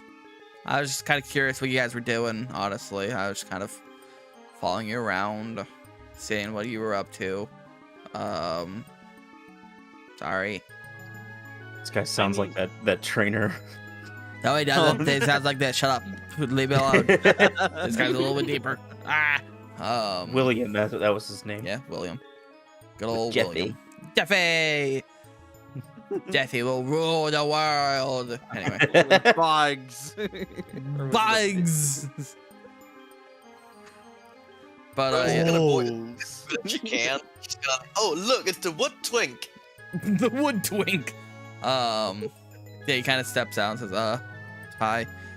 Sorry, I didn't mean to kind of interrupt things, but hello. Well, why were you following us around? I was curious. I didn't know what you were doing. You're new here, so I just wanted to see what was up. I don't know. Am I not allowed to be Well, curious? You could just ask. I guess I'm not really great with the whole talking thing, so I didn't talk. I'm better at the whole sneaky thing. Obviously not very good though. Okay, well look, fair, but usually I'm better. No, Yuki puffs out her chest, her floof, just like fluffing up as she does. Well, maybe he's okay, but I'm raised by a ninja, so I think I'm just pretty good.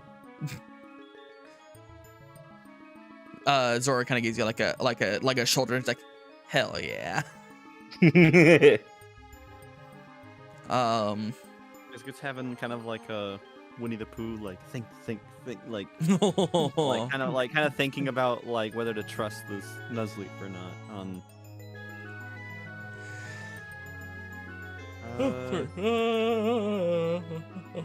Pardon me. Biscuit kind of U-turns around. It's like, well, what do you guys think? I mean, I'm. He's not gonna fight, so I mean, I don't care. I don't Biscuit want to turns. fight. I just wanted to see what you guys were up to. See if you guys wanted maybe some company. Well, Sorry, go ahead. Okay.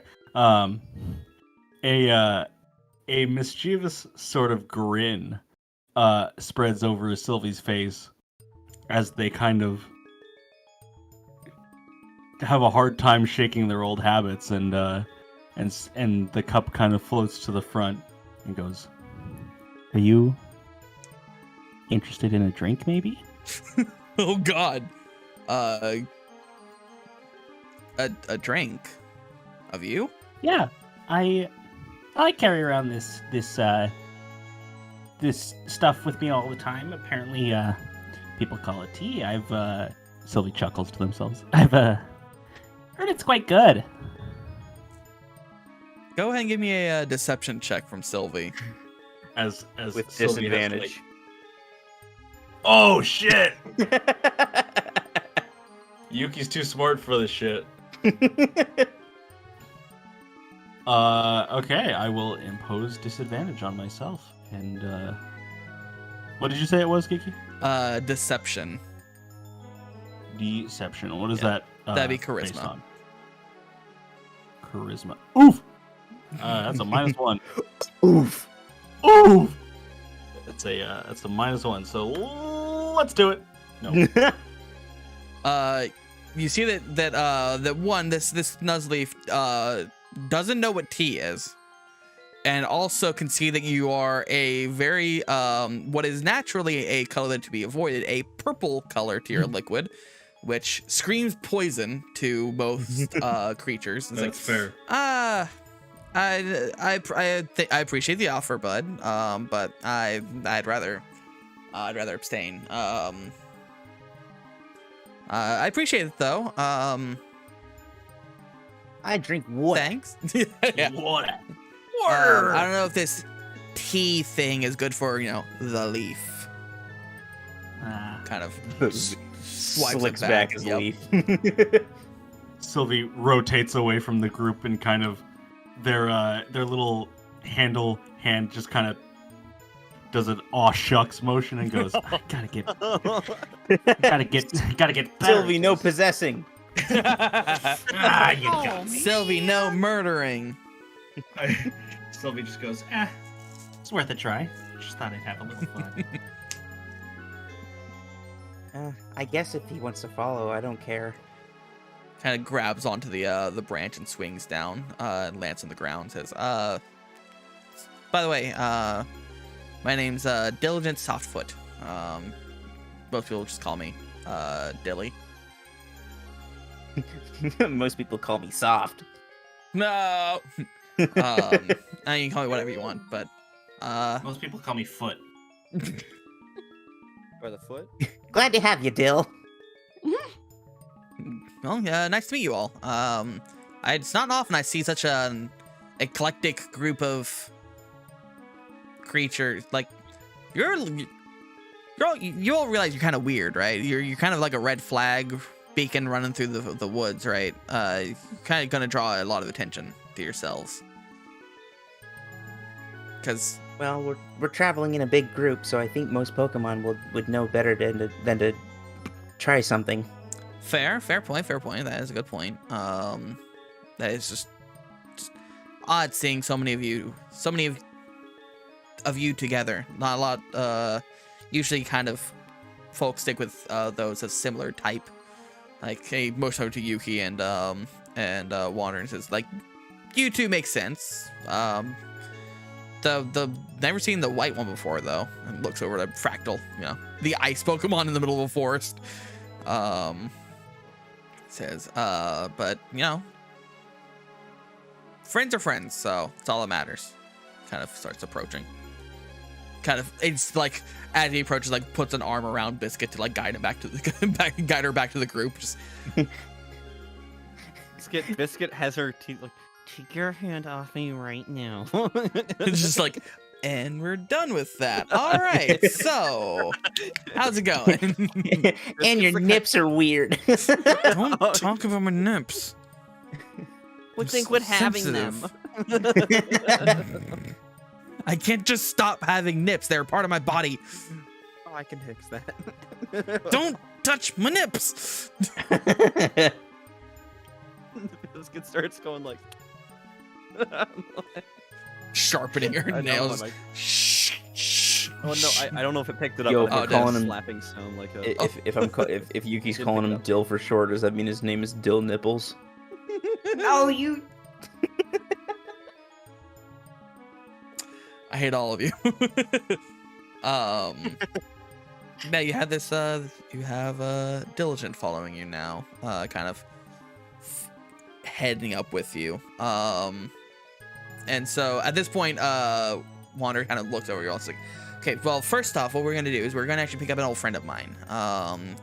He usually patrols around this area at this time. He looks back at the sky. It's third day of the week. Yeah, so he should be around here tonight. Kind of wanders different places of the forest. So should be meeting him soon. At least I hope so. He kind of guides you deeper and deeper into the woods. And you've been walking. It's now like as you look at like the sky, like it is dark house, but it's getting pretty late. You imagine it's close to midnight, if you had to guess. So you've been walking for about four hours or so. And so, or sorry, about 2 hours. And so eventually you kind of come to a point where you're closer to the mountain itself. And you're like nearing, you see a bunch of like caves in the walls, and you see that he's kind of purposely keeping the group away from those caves. Like those are dens of some of the bigger Pokemon, so you want to try and avoid those if you can. Don't let your trainers go over there. Trust me, they're not easy to deal with. They're kind of rude. So no caves, okay? He continues walking. He kind of just blinks like, huh. He says, yeah, the deeper we go, the bigger the Pokemon we come across. They try and avoid the road, so they avoid humans, but out here they're a little more confident. This is their territory, so got to be a little quieter, a little more careful. So just if anything comes out at us, run. As a group, don't split up. Run together if possible. But run. So, but we should be fine. I know some people around here. We should be okay. But anyway, he continues walking on. What's everyone else doing, by the way, as you're kind of all walking? This is the first time you've all been able to kind of talk to each other, especially out of your Pokeballs and away from your trainers. Like, how are you all acting just out in the woods like this? First time venturing out. I kind of want Biscuit to. Who do I? Actually, I'll hold off. Somebody else wants to have an interaction.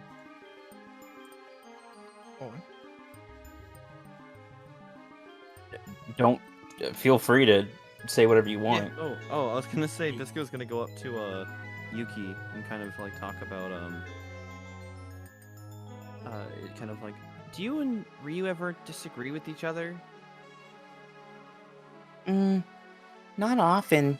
I think there have been a few times. Why? Well, I don't know. It's sometimes I don't think I was ready for this big journey with Burke. He doesn't take care of my needs. And what needs are those? Well, Biscuit holds up her paws. And it's like, I need to have honey. Like, it's important to have my paws honeyed, and he forgets a lot. And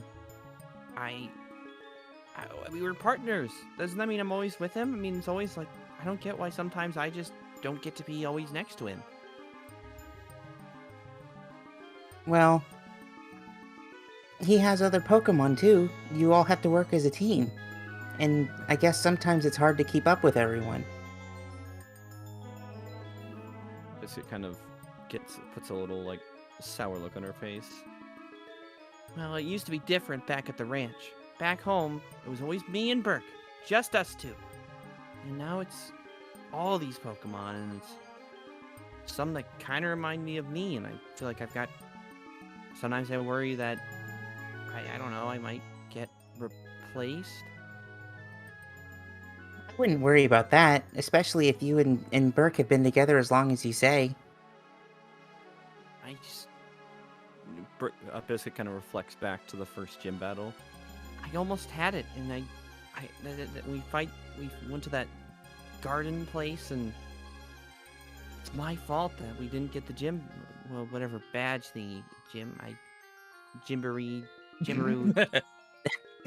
badge. It's interesting you would know Badger? some general use terms. So Yeah, but I just like to picture Biscuit just didn't. It seemed like it was really important to him, and I don't know. I've been around him so long, I can kind of tell how he's feeling, and he said he was okay, but he was really hurt. Well, I wasn't around for Ryu's battle at that place. He brought a different team, but I know that he didn't mean to make me feel like I was being replaced. He just had his own strategy. I mean, me and Burke haven't battled together too much. I mean, most of the Pokemon on the ranch were rock types, so I mean... Wait, I realize it's a little too meta. no, I feel like Pokemon would know that like there are different like types of creatures that like, because like that's something that like, because especially wild Pokemon would have interaction with, of like, I've dealt with this type of Pokemon that's stronger, that you like attacks me in certain ways that hurts me more. So like I feel like that's like you would know about that. Like you would know that there are different types. It's a weird, less of a food chain, but also like more of like a side, like Pokemon kind of understand from experience how to identify who, like kind of like how a prey can identify a predator. Mm-hmm. A Pokemon can identify what type is strong against it. Small detail. I almost imagine that they would know like what type of Pokemon is, but not understand like it's a type. Like the word type. They would just say like it's a rock Pokemon. Yeah, that makes sense. I think so. I mean, yeah. So Biscuit's kind of like, I don't know. Biscuit kind of slumps down a little bit.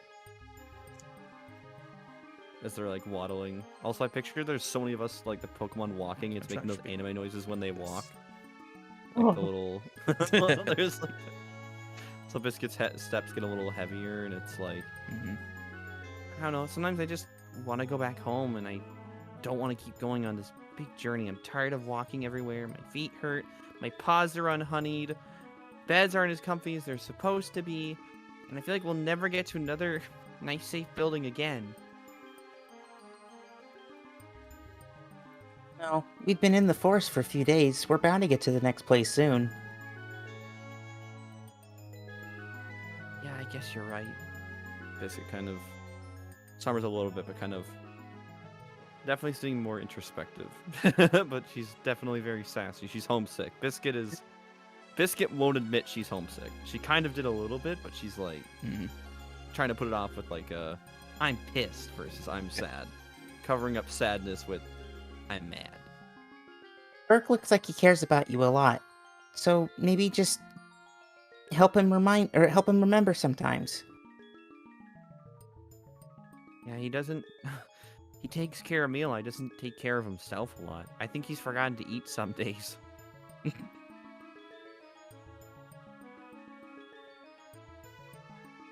Burke kind of not Burke, why is it Burke? Biscuit kind of looks over to Fractal. Because I know, because these three are like the ones who have been with their trainer for like the longest time, like from the start. Look at Fractal. Fractal, do you and Charlotte ever disagree on anything? Sometimes, but nothing ever big. We've never had a big fight.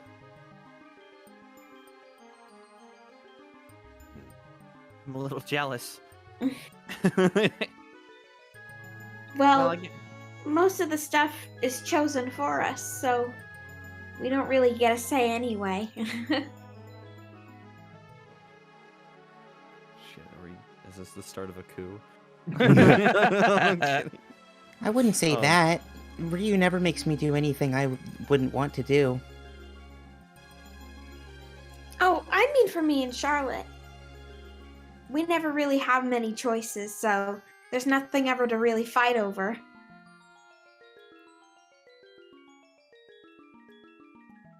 What's it? I guess kind of. Biscuit's like what's it like? What were your guys' homes like? With your Oh, trainer? it was big. It was a big house. And it felt like I could get lost in it. I've lived there ever since I was little. And I think I've heard that I was born someplace far away. And then I flew to be with Charlotte. And then we've just kind of grown up together. Yeah. That sounds weirdly. Like Biscuit's only known Biscuit has only known the house they stayed in that was on the ranch. So like a house that's bigger than that is like blowing Biscuit's mind. Also, it's weird that this ice type Pokemon that has no wings says that they flew, but you know. Oh, well. Well, you would know that you flew by a plane. It's possible but... Charlotte told her that, but of course she doesn't understand. She just think she no, just I like, mean, no, I mean, I flew imagine here that like somehow. that. No, I'm talking about like that Biscuit would be like, how did a wingless thing fly? Fractal would know that she was in a plane, like she would have seen out the windows. Because I imagine that there's more humane ways that they traverse Pokemon. Not just throw it into a crate, throw it in the bottom of a plane, and go. I imagine they can see out and stuff. So like, Fractal saw like, oh, we're above clouds, we're flying. What the fuck? But the Biscuit's got the you tell me a shrimp fried this rice energy. yeah.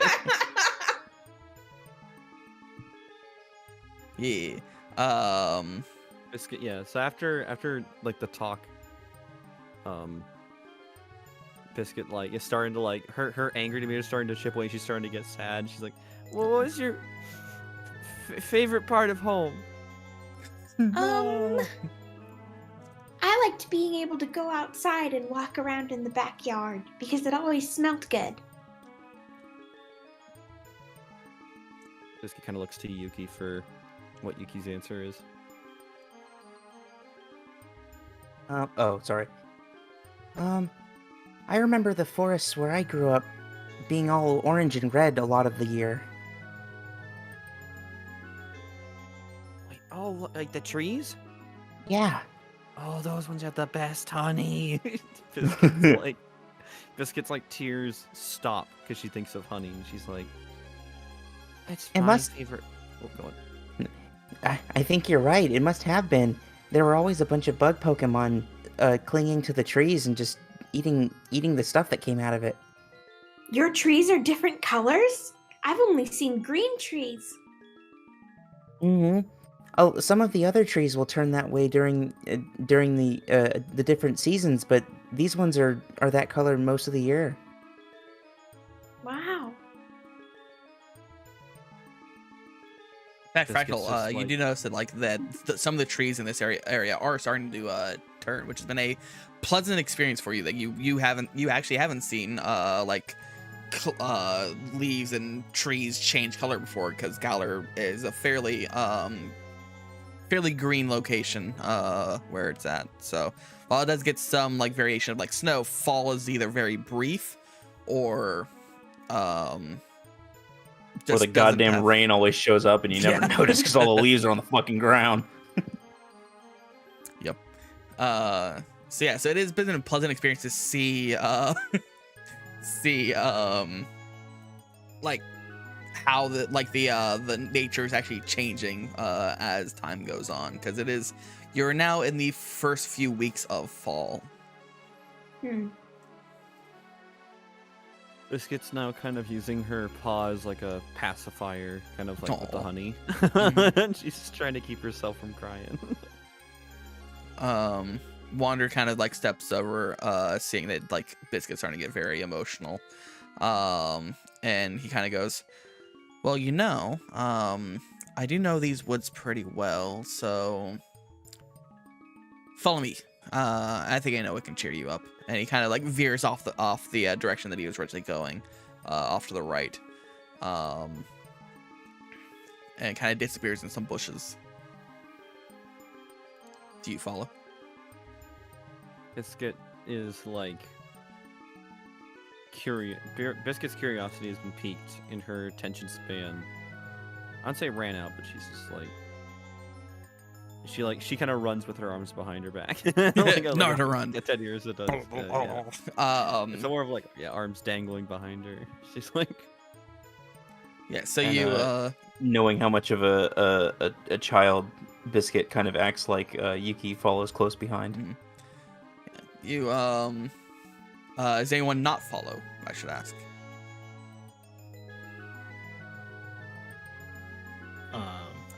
Probably Sylvie. They just kind of hang back and are keeping to themselves. Okay, so Sylvie will stay back. Anyone else staying back with Sylvie, or? I'll say that Pixie probably will stay back, so that you're not alone. And Pixie's pretty strong, so Pixie will stay there and kind of help protect you. But the rest of you follow Wander a little bit off the path, and he actually guides you to a decently large tree that like the canopy's already turning like this deeper like crimson red, and kind of like steps aside, says ta-da, and kind of motions with one of his paws, ta-da. And Biscuit, you would absolutely recognize that this is actually a pretty close relation to the honey trees back from where you used to live. oh, and Sinnoh. Yes. I can only think of the terminal montage when Munchlax's nostrils go really big. This gets like, oh, almost like that was almost Mongolian throat singing. Oh! Oh, let's get just immediately walks up. It's like, oh my goodness! Starts like just almost like trying to pry open a safe. Biscuit's trying to find a way where she can pry her claws into the bark and get honey. All right, go ahead and give me a strength check. or athletics if you're proficient. Biscuit is medicine and persuade. Wow, Biscuit has a persuasion. Oh my goodness, I gotta use You're cute that as fuck. more. That's fair. It's not proficiency. Said strength. Okay, the strength. Whoa. Oh, Biscuit wants that Ooh, damn. oh yeah, Honey. with an 18, yeah, Biscuit's getting that honey. Go ahead and show that. Yeah, you kind of like you run into this tree, jump up, and kind of like sink your claws into it and climb up to like the perfect spot in the tree, about halfway up, where you know like the bit like you can get access to this honey. And you just like whack, clawing off more bark, and it's digging into like the innards of this tree. And like as you dig, you just like you feel like your claws are starting to get covered in this sticky honey. You're like, it's here, it's so close. And yeah, you tear into this thing, and you get like a good like hole in it that you can just like shove your head into. It's a little precarious, but you're just head inside of honey orifice of this tree. And you have a feast, and it tastes like home. Good thing tears are suppressed by honey. You can't cry if your eyes are filled with honey. But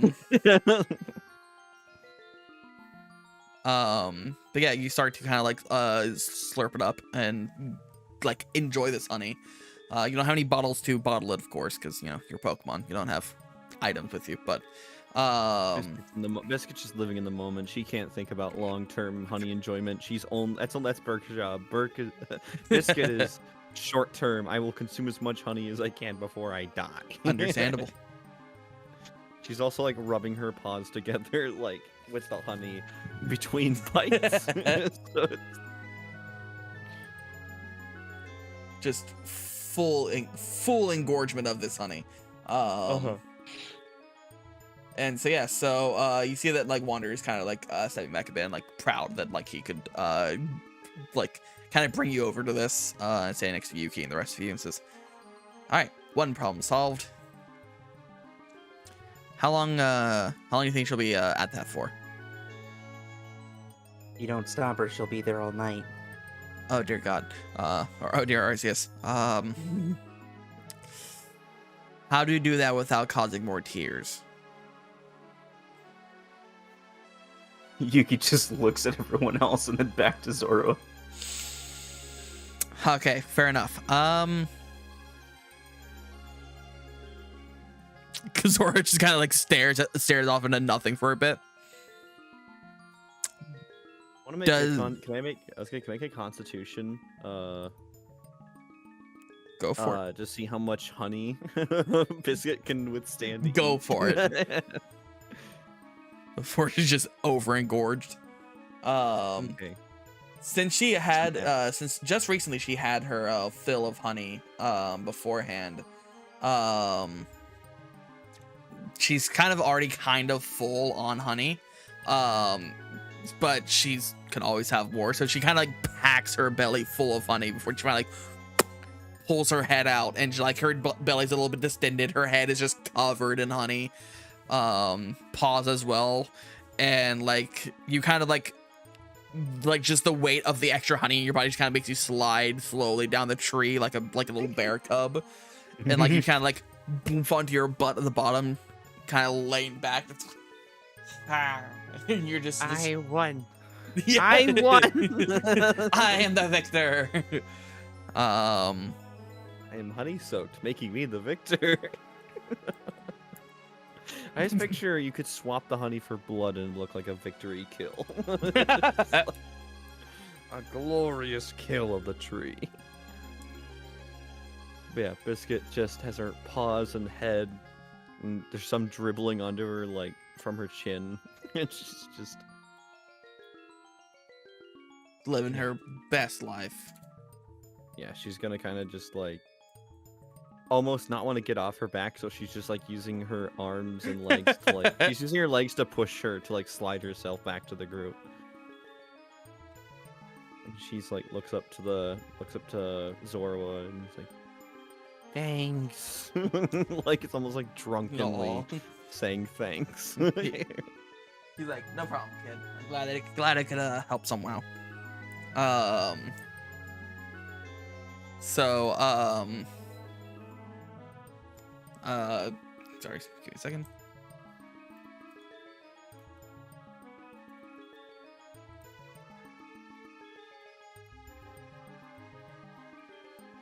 Yeah, you to the point like that you have to be like kind of picked up and placed on the back of Yuki and Wanders and Fractal. You're kind of like draped over the three of them of their backs as they carry you because you were just out of it. But you're now on a makeshift Pokemon stretcher, by which I mean a stretcher made of Pokemon. And you're just kind of led through the forest, continuing on your journey. Anyone else want to answer Biscuit's question earlier of your favorite parts of home, or before the adventure began? Am I back with the group now, or? Yeah, they rejoin you. Okay. Well, I don't know if this was like noticeable before, but that sort of like ghostly, melancholic sort of sound does reappear when the Pokemon started talking of home, but Sylvie didn't really step into the conversation at all. But yeah, so you carry on, kind of delving even deeper into the forest, and about another 15 or so minutes pass before you actually manage to find a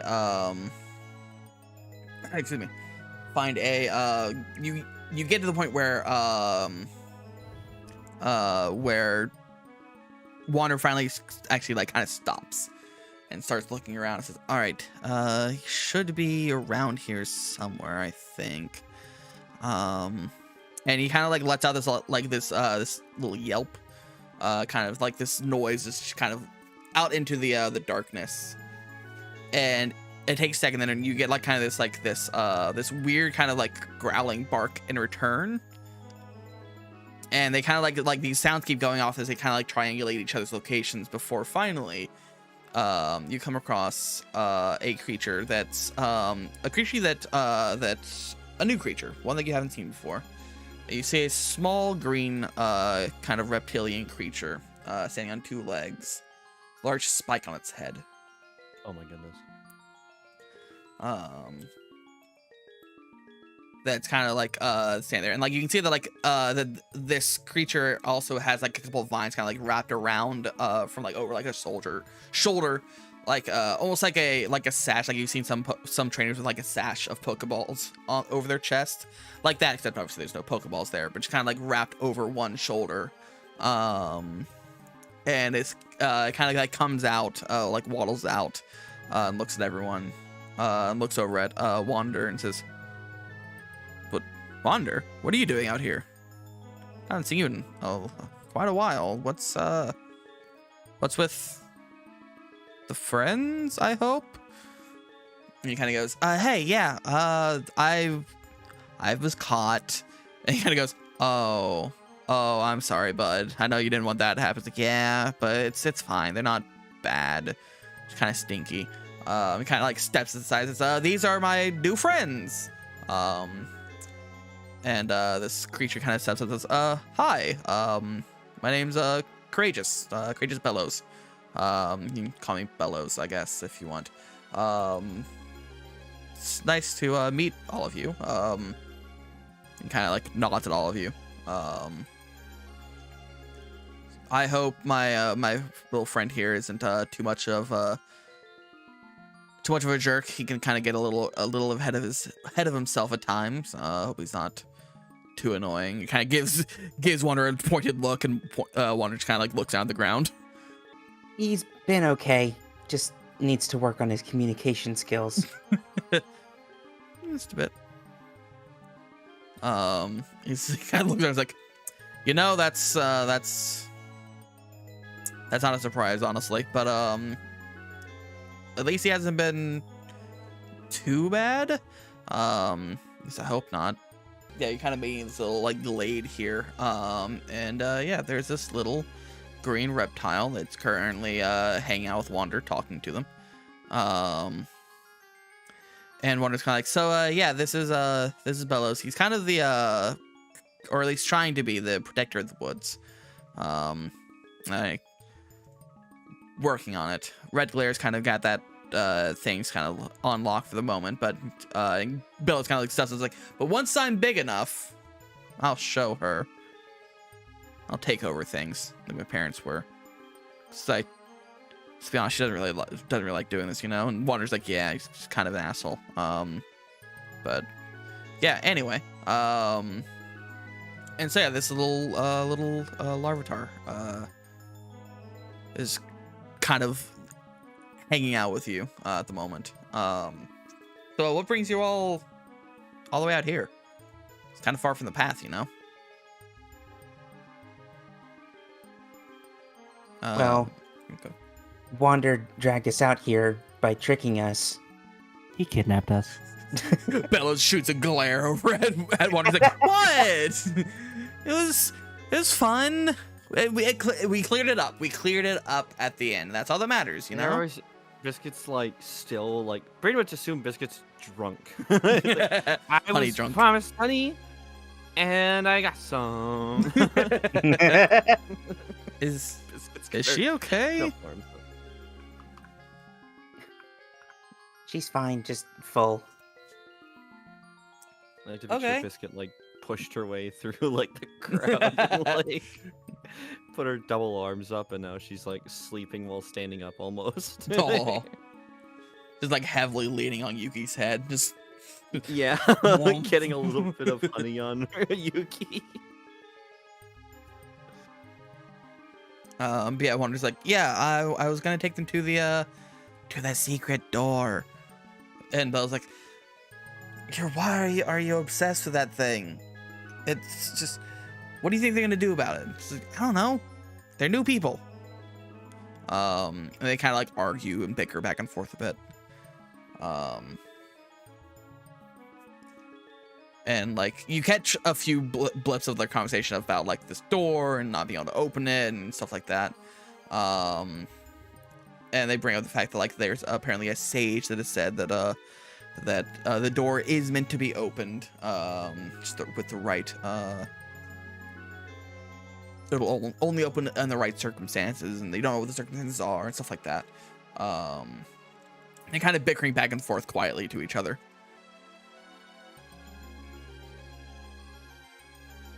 Biscuit's like, what are they muttering about? Hey, what are you guys muttering about? See It's that just loud. it's fine. It's fine. Nothing bad's gonna happen. It's like fine. But I'm going with you. I don't trust this. And it's like don't worry, it'll be fine. Whatever.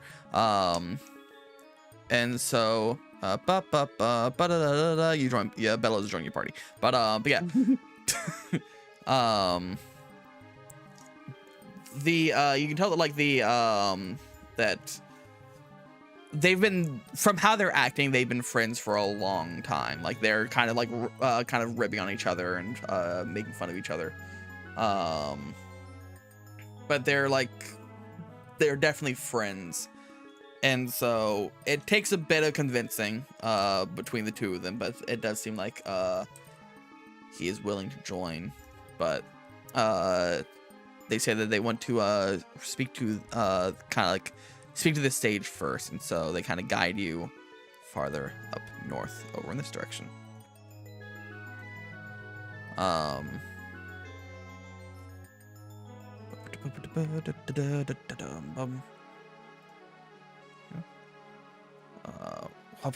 Square. And so you're kind of led further and further up this path. It seems like you might finally be reaching at least some form of an end of your journey. At least for the moment.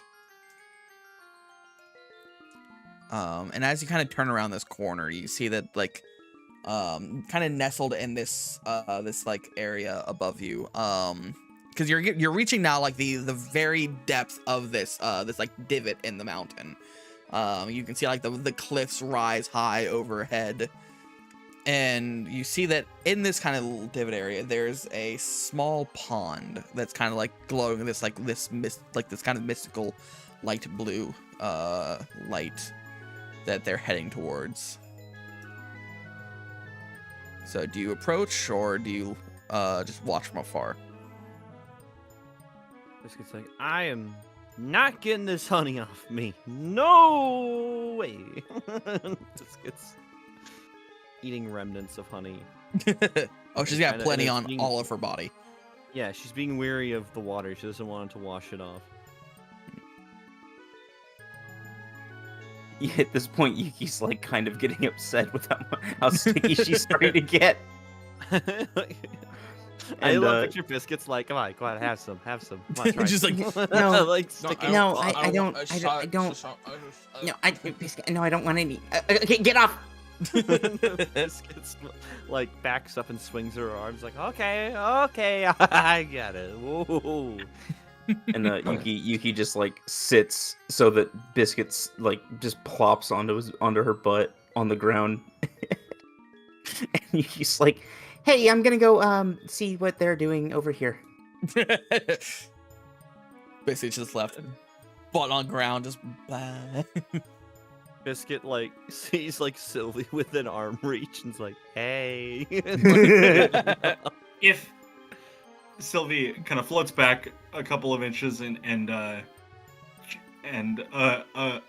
bead of the purple liquid rolls down their face like a sweat drop, like a nervous sweat drop. And they go, if any of that honey gets into my tea, we're gonna have a bearskin rug on our hands. I'm gonna go with them. Kind of dashes like spilling liquid very frantically. Dashes into the after wanders and bellows. I thought honey was supposed to go in tea. Like, Not this one, you hear as they dash away. so rude. And Yuki starts like grooming like a cat to get the honey off her back. Makes sense. Doing the whole like licking paw and like rubbing it over your ear and stuff to try and clean Yes. that off. And just, Yes. it's a lot. There's a lot. You're perpetually sticky at the moment, and it's gonna take a lot of effort to fully clean yourself off. But you're starting. You're starting to get some progress. Anyone else joining, or anyone else staying behind with Biscuit? Let's say Pixie will stay behind with Biscuit. And also, but it's like staying a good like 5 feet away to avoid. Fractal's gonna stay with Biscuit. Okay. So we have these 5 going up, and I guess these 4 staying behind with Biscuit, with all that honey. I'm going to assume that everyone kind of gives Biscuit a good 5-foot clearance to avoid honey contamination. collateral honey Also splatter. Mhm. also to avoid angry bear. I mean, Bear's not angry right now, just honey drunk. But No, yeah, but she's just like my honey. I want it. It's mine. No touch. no And touch. given that I have control over Fractal now, my instructions were curious but cautious. So Okay. I will agree that Fractal is like maybe close but not like right here. Close but not too Oh close. yeah, just kind of watching from afar. That makes sense. Yeah. So you 5 approach with Wonders and Bellows leading the party. Diligent's kind of hanging out. And as you get closer, you can see that like there's a kind of like this lump in the this little spring itself. It's kind of like this weird like kind of almost conical shape, but it's a little more lumpy. And as you approach, it starts to kind of like rise up a bit. You see underneath this big like conical shape, there's these 2 big white beady eyes just underneath it, as it stands up, and you see like little claws, little arms, kind of appear. Um,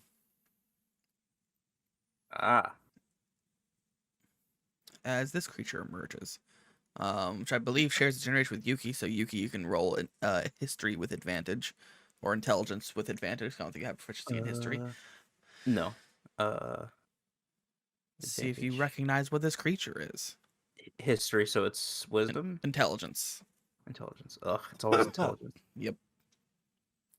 Not Okay. bad though. With a 14, you do recognize this. You've seen this creature before. In like the jungles, the woods around your old dojo. That this is what is called a parasect. It is a creature that has been largely overtaken. Well, you wouldn't know the name of it is, because that's what the humans call it, but it is a creature that has been largely overtaken by fungus. And so, but it kind of like emerges from this Parasect born. it emerges from this like pond, this like glowing spring. It kind of looks out at you, and its big white eyes just kind of glazed over. To the point that you believe it's probably blind. It just kind of looks out at all of you. And Wander just kind of no, Bella kind of speaks up and says, this is the stage. She's lived here for a long time. Wander's kind of like, yeah, she's kind of cool. Kind of rude, but kind of cool. Welcome back, Shadow. But don't be mean to her. They're kind of like just whispering this to you. But they introduce this sage as Piercing Eyes Watches All. So, shortened to Pierce.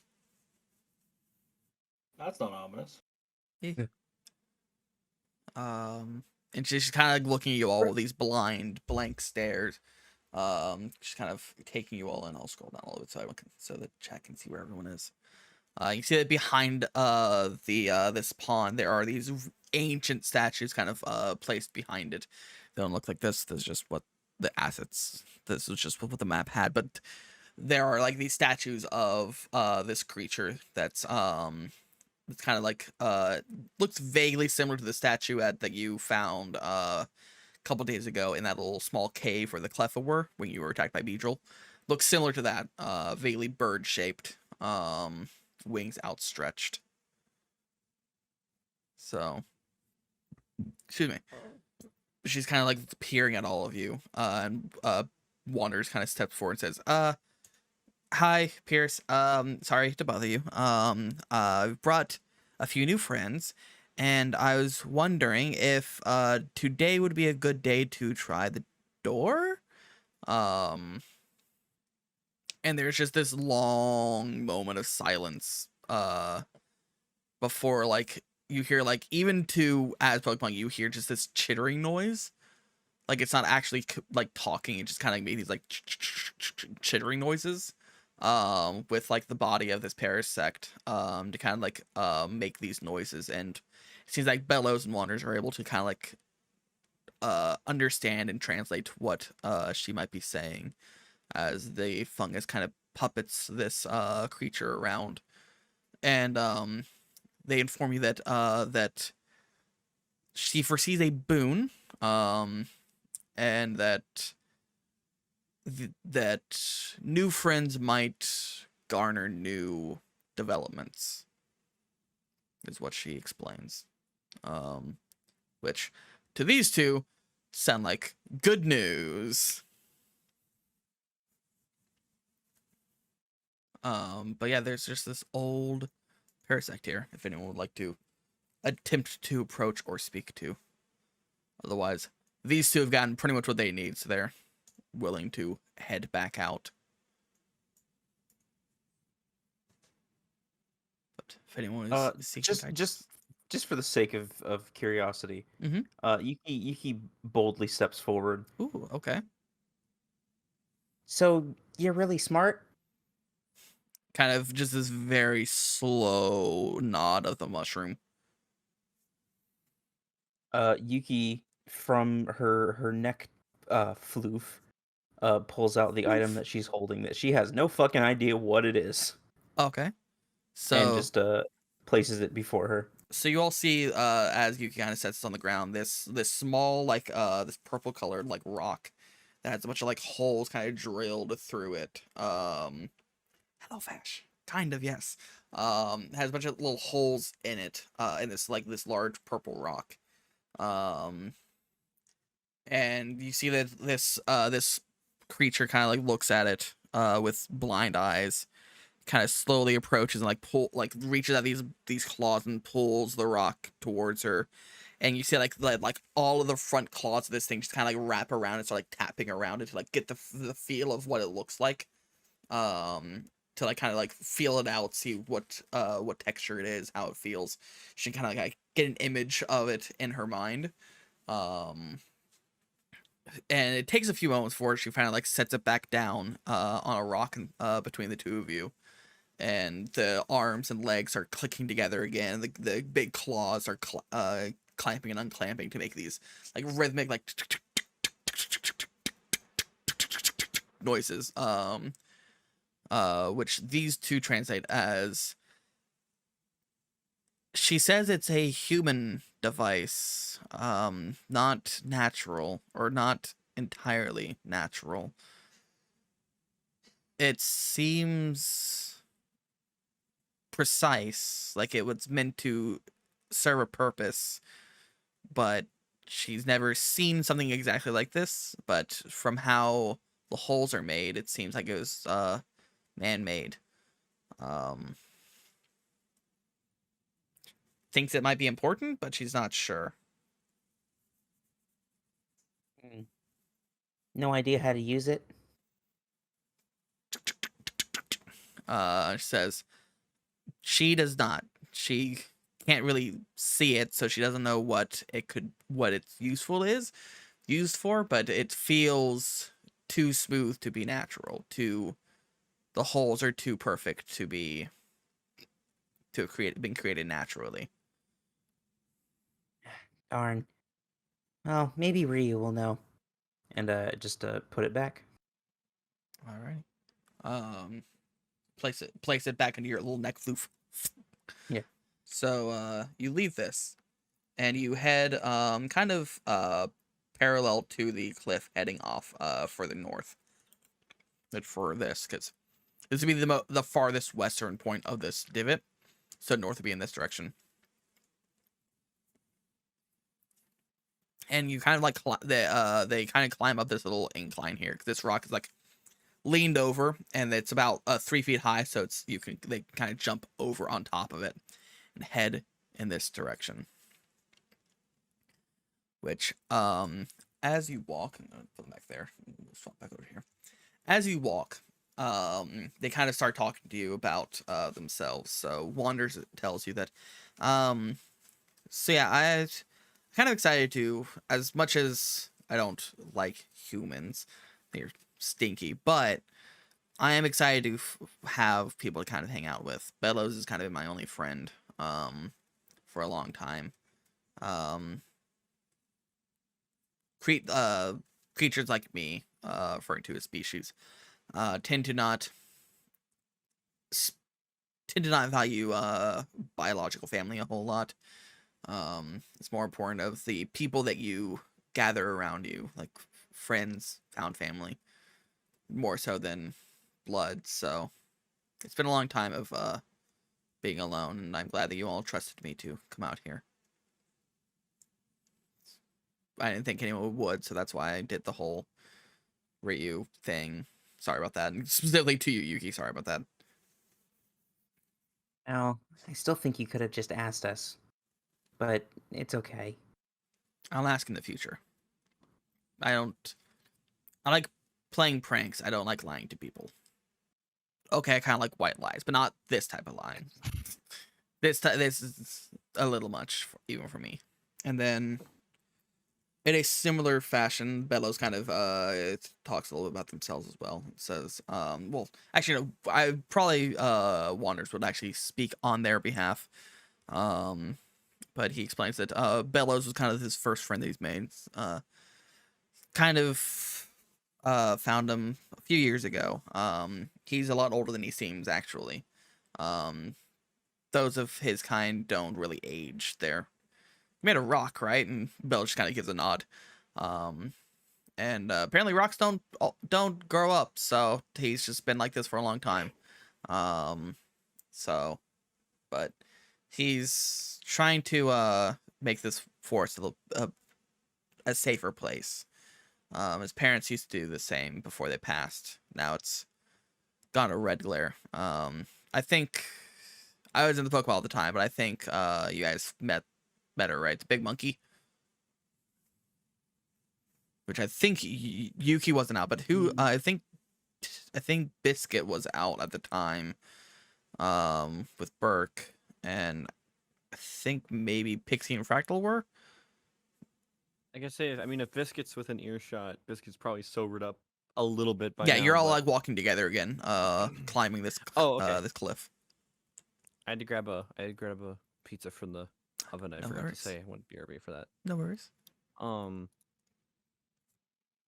But yeah, Biscuit's like, yeah, that was really scary. Berg protected me, kept me safe, and got That's himself good. hurt again. Yeah, she's a little intense at times. She means well. She's just not good with people. Worse than I am.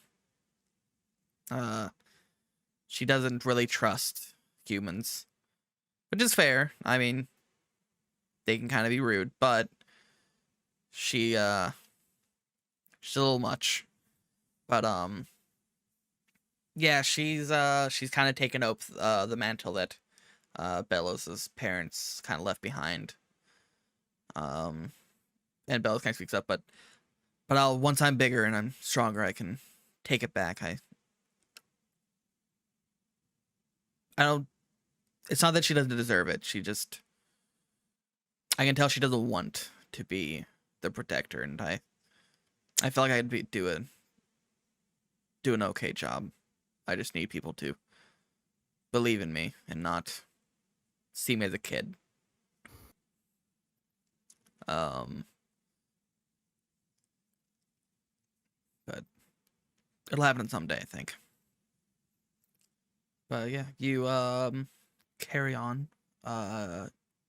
and you climb up this cliff, which the cliff is not the hardest to climb. And there are like it's clear that Wanderers and Bellows have climbed this cliff many times before. There's a path that they follow that's like the easiest to climb. But go ahead and everyone give me an athletics check for me, or strength if you don't have proficiency in athletics. So with the 3, Oh, Rosa's Yeah, having the hardest great. time Great. because she doesn't have hands. She has flowers. Which, believe it or not, flowers aren't great to climb rocks with. So she needs a bit of help. That slows you down a bit of you guys kind of like helping Rosa up first and then climbing up after, then moving her up to the next place, climbing up after. It's a bit more of a process, but nothing terrible. You're the only one who didn't succeed, so it doesn't heavily impact the group. It's just kind of an extra step. But eventually, after climbing over and around this cliff, you all arrive near the top of this cliff. 'Cause this cliff kind of turns into like a flatter cliff with looks hard to explain. Looks kind of like this, like the flat land on top, and then it kind of like curves inwards into like this overhang over the path below where most people will be walking. But near the center of that, where you finally arrive, and as you start to arrive, you can see that that the sky is starting to turn like a faint kind of like orange on the far side. You can see that dawn is not too far out. But you arrive here.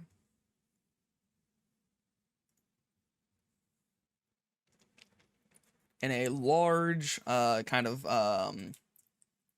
like ravine, like not ravine, but like this big pit with several waterfalls kind of slowly feeding this this pit of water down below.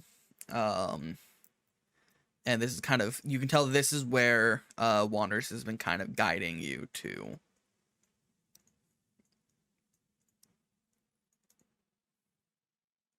Shift these around. You be in the back. No, that's fine. And so this seems to be kind of what Wanders has been kind of building up to, if that makes sense. This location. And Wander kind of steps out onto this little precipice over here and kind of looks down into this large pit. Like this, down into this water is a good 100, maybe 200 feet deep. Like it is a plummet down into this large body of water down here. Bellas is standing next to him. I'll move you all that a little bit closer so I can show chat a little bit more of this area. But yeah, you're kind of like looking over this, and you see there is like, this is man-made, and there's gaps where the waterfalls have formed along the pathway that leads down into this area, which this platform over here is about 30 or 40 feet lower than the one you're currently on. But they kind of like stand here and look over at this, and Bill's like, Wander's like, there it is. That's the door. Motioning over towards this. And that door's been closed forever? Kind of, yeah. It's never been open as far as I know. And Bella's like, I don't think it ever opened even for my parents. It's been like that for a long time. As old as the trees can tell us, so we have no idea what's inside. But people, not people, but Pokemon and us, like other Pokemon in the forest, have tried countless times. My parents tried. Red Glare tried. We've tried. We've never been able to open it. But only more wild Pokemon I've ever tried, so we don't know if more civilized Pokemon that kind of look back at all of you might be able to figure something out. Well, it's already so far over there. What do you want us to do? Well, it's not that hard to get over there. It's just kind of dangerous. Chest slipping and falling. As they kind of motion over to the drop-offs. We've had to kind of use. Usually we have some help with some friends that can help us with like vines and stuff. Sometimes we hop on the backs of some flying Pokemon, but we don't really have wings here. Okay, there might have been two things I didn't think all the way through with this plan. Because I don't actually know how we're going to get you all over there. Oops. Well, Bellows looks noticeably perturbed. Well, I for one can float, but I'm in no state to get any of you across. I mean, you look kind of strong. You know, you sure you can't just like hold on to your cup and go? You can certainly try, but I think I was joking. I don't want to actually do that, please. okay. I don't know. I think you would find that not very enjoyable. Any of you have really good, or any of you really good at climbing? You kind of move over here to like look at the pit. So they've reached a conundrum of they've realized that they've gotten this far, but Wanders hasn't thought about how you're actually gonna get across. And it's just kind of in the process of trying to think. looking at this. So that it's about a 15-foot gap between each one, each segment, which is a pretty tangible distance. It's not something that you could easily just jump across. So it seems like Wanders is maybe looking for some suggestions or some ideas. Biscuit kind of looks at her honey paws and also like I'm sorry. Biscuit also looks can we see the horizon still from where we are, or You're now way higher up. And so like you can see that like where you are right now, you're kind of like you're like on top of this cliff, this rise. And you can see that like below you, from where you can see that like the forest kind of stretches off towards the horizon. You can see that off to the north, is a much larger expanse of plains, and some scattered forests. And you see distance off, to the northeast is like faint like glint, on the horizon.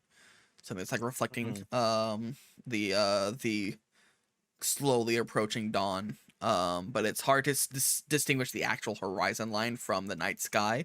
yeah. Main thing is all Biscuit's dark. starting to get like nervous about getting back home because it's like daytime's coming. Yeah, you can tell that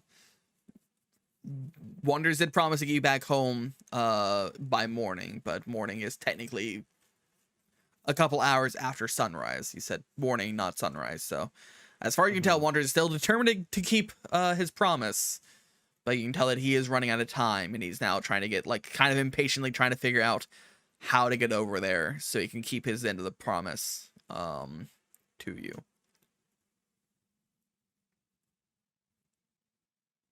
Fellows, do you maybe know any flying Pokemon that are nearby? Not super nearby. Some of them do live here, but we don't make a habit of staying up here very often. It's kind of a different environment compared to the forest. I can go back down and try and recruit some friends, but it might take a while to find them. They don't typically wake up until the sun comes up.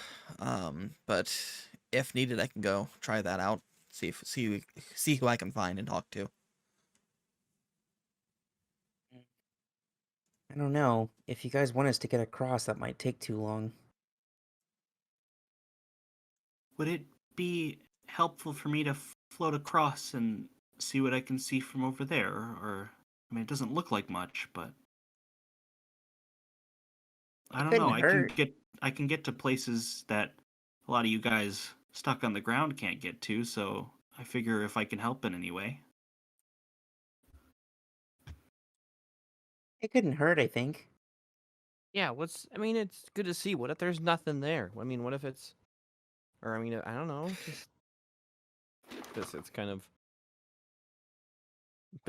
lazy a little bit right now. Yeah.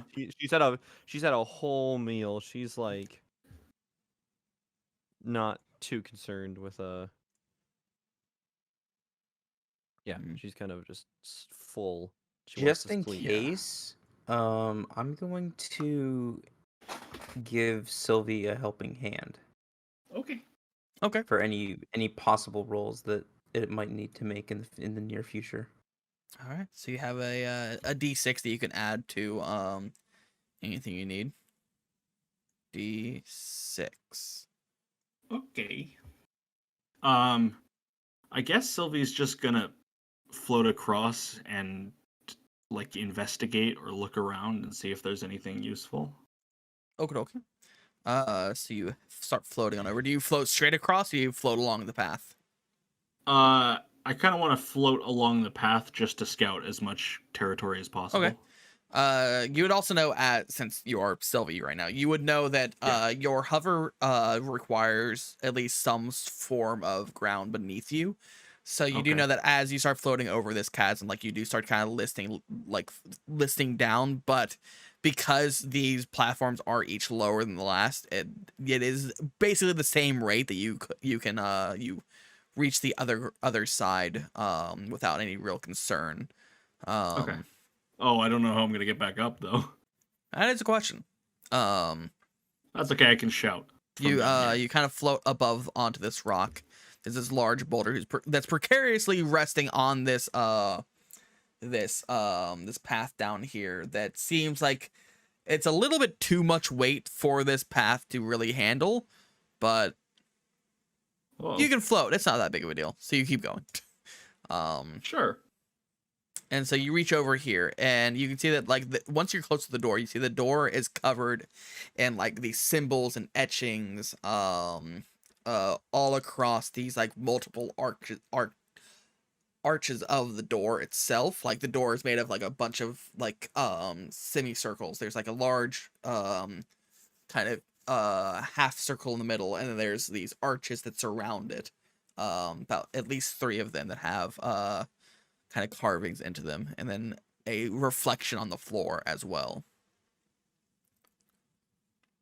But you're now about 30 to 40 feet below them. So you can see that everyone else is kind of like looking over the like the side, trying to like look at, like watching you as you're over there. Like, so you have a nice little audience of everyone just kind of like peering over the edge, just staring down at you, Sylvie. Is there anything you want me to roll to like perceive surroundings or any information that might be useful? Are you just looking around? Are you looking for anything specific? Or are you trying to are you trying to figure out what this could be? What is you know your what? goal?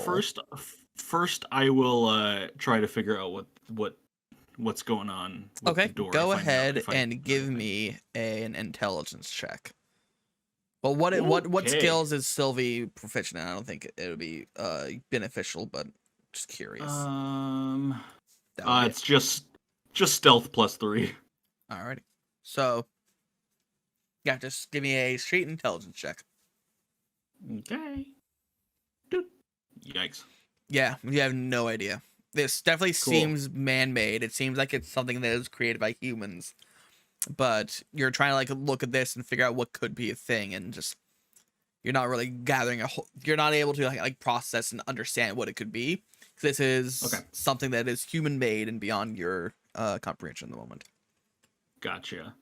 Okay, then Sylvie's I gonna will spin say, around. in case you want to use Yeah. it now, you do have this D6 you can add to any D20 roll. So Ooh. whether or not you want to use it now or use it whenever you try and Mm. get back to the group, or and whatever you want to use, you have it for 10 minutes. Okay. I'm gonna leave that intelligence check as is because the most pressing matter right now is not really finding out this door for Sylvie. Understandable. But can I take a look at my surroundings or anything that is now visible to me now that I'm down here that might be beneficial or useful in any way to helping all of our pals that are stuck Yeah, up go there? and give me a perception check. Okay. That's what stat is that? That'd be wisdom. Wisdom. Okay. Oh, +2. Ooh. Ha! Mm. Yeah, River, that's it's the it. river all over again. That's it. Does Sylvie have dark vision by chance? It would be under senses. Sylvie does. Sylvie okay, has good. dark vision for 30 feet. So then, as you're looking around within 30 feet of you, which is only out to here. Yeah. So not a whole lot. You like, in fact, now that you mentioned that, like, you can only really see the fact that like some of your friends' eyes are kind of glinting off the moonlight and the slowly approaching dawn. To even know that they're Yeah. behind you, you just know where they are. But yeah, for within your immediate area, you're kind of like glancing around. I tried. You guys can't actually see. It says show to others. Well, I can't. Or at least it's not popping up. I don't know if you guys can see it, but it's not popping up on We stream. can see that. We can see that. I can see it. Dang, they can't see it on stream. That's annoying. Oh well. can see about out to here for those on stream. Yeah. From looking around, it seems like this is you can see there's definitely like scratches along the ground of where various Pokemon have come and visited. You can see that that there are scratches along the door of where like Pokemon have tried to like physically move the door and open it or push it open, slide it open, lift it open, seemingly to no effect. And you can see like there's like you can tell the Pokemon have tried desperately to open this, but aside from that, you've got nothing.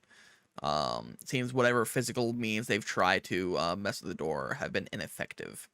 But that's about the extent of what you can figure out with a 4.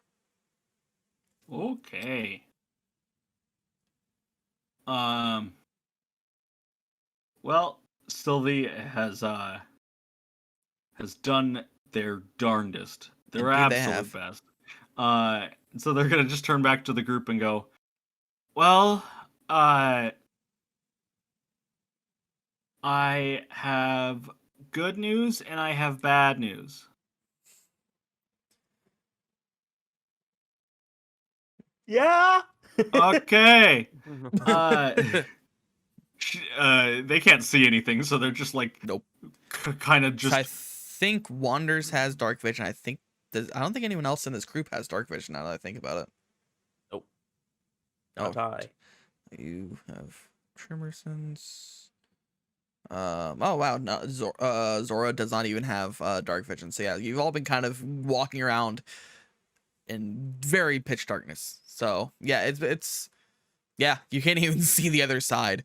All right. At least in the current light. I figured there's like some moonlight. Yeah. You can see some things like just like how like if you're standing on a dark like street, you can kind of like see like stuff down far away, but it's hard to get like details because there's not enough light. So you can just see like the little teacup down there, just kind of looking around, going over here, and going over here, and coming back over here, and it's just seemingly not reaching many conclusions at the moment. So, good news. I made it down here all right. Bad news. There's not much down here now that I'm here. I'm looking around. It's just the door. There's some stray like rocks and roots coming around here, but nothing that seems ultimately helpful in getting the rest of you guys down here. And another bad news, didn't really think this through. I don't know how I'm gonna get back up.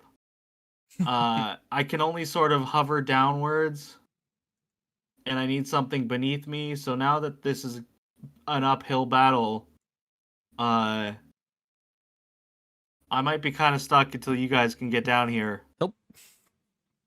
Help. Oh boy.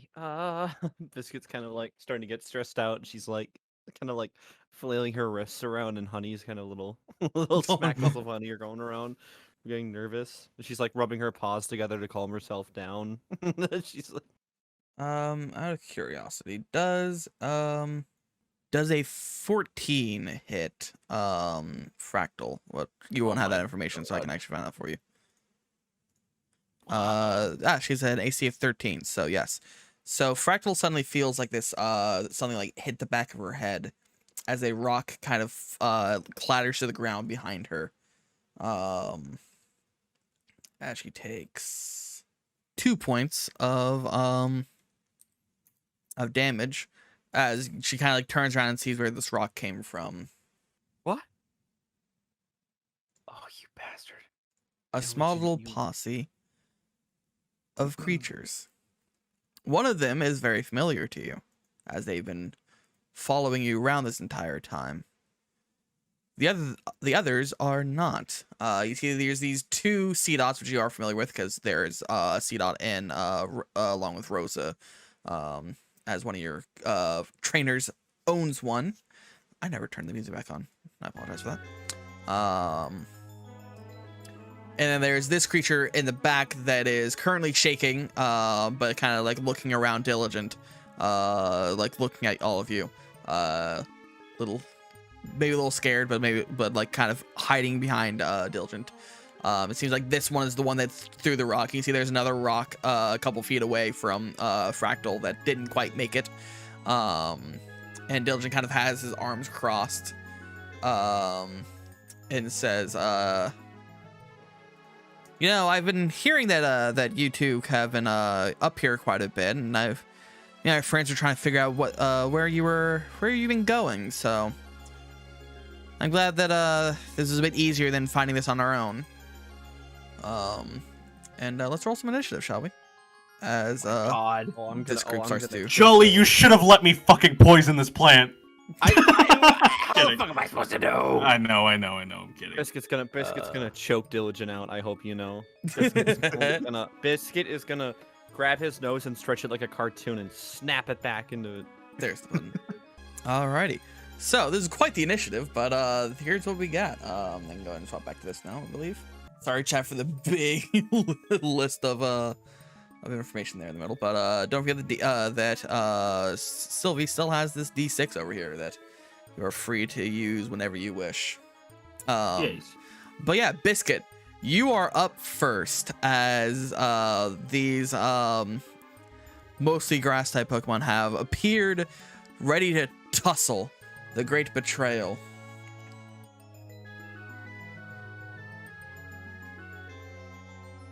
E-man? Yes. Oh, okay. Sorry, Just I making sure. wasn't No, if you're you were fine. done yet. Yeah. Biscuit's gonna use her movement to go her full, which I think, yeah, down to the. She's stomping. She's like, her feet are super heavy. She doesn't care that she's honey soaked. She's pissed. She looks Diligent dead in the eyes. Because I gotta think of, because I remember Biscuit. I gotta check my page again. Because even Biscuit's proficient in persuasion. There we go. Yes. So persuasion +3. Okay. Biscuit's gonna challenge Diligent to a one-on-one fight. Ooh, You didn't want to interesting. fight, huh? Well, why don't we fight right now? You gonna back off before? You make me sick. Ooh.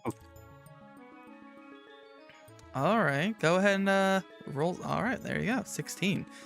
You see the Diligent kind of looks at you, cocks his head a bit, and is like, "All right, you know what? Sure. Let's see how you handle this." Kind of like cracks knuckles a bit, just like full crack. Rolls shoulders and gets in like a kind of this fighting stance.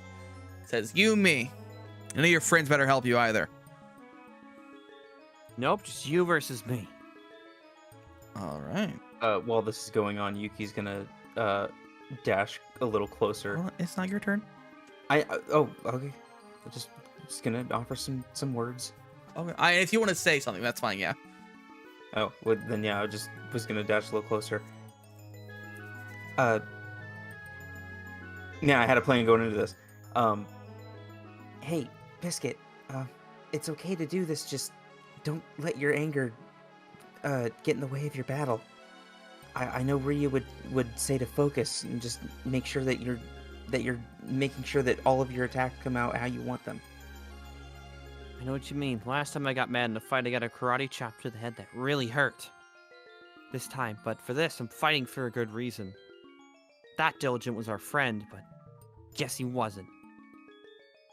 Just be careful. And then I will go back. Alrighty. So, are you gonna attack on this turn, or are you just threatening to? Oh, I didn't know I had still had an action. Okay. Technically that would be your pursuit would be an action, but that's no fun. So I'll let you do an action if you'd like. All right. Yeah, I'm gonna use struggle. Go for it.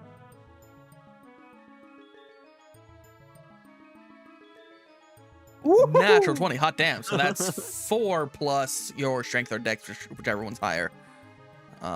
This is.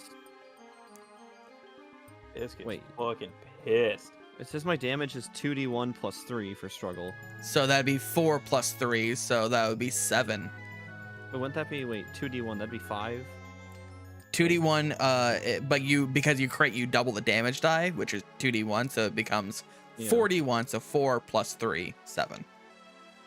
7 damage to Mhm. Diligent. Yeah, Biscuit just takes up one of the rocks that missed Fractal and just wails Diligent in the face with it. Right Like, in his schnoz. Oh, Right in not the the schnoz. Oh. Like it goes full anime to like the like I was gonna bent say, or right in backwards the for a nip. few seconds. Oh, not the nips. No, the nips are sensitive. The nip, right, like a target. Like, oh, my nip. And like you see, like he like leans forward and you see that like the nose is a little bit bent now, and he's like grabbing onto his nose like, oh, you're on. Oh, you sticky little twerp. All right, Pixie's up. Schnabel. Schnabel. Pixie is in a bit of a precarious situation because all of Pixie's attacks, I'm noticing, are melee range. Mm-hmm. So I'm just gonna take I my. was gonna say you only have to take on the back Yeah. line. I guess I'll just use my full movement, which is 30 feet, so that should be right there, Mm-hmm. right? And then I will struggle this one back here. But Pixie was here, right? 5, 10, Wait, was Pixie next to yeah, Fractal? 25, It's right there. 30. So you'd actually be here.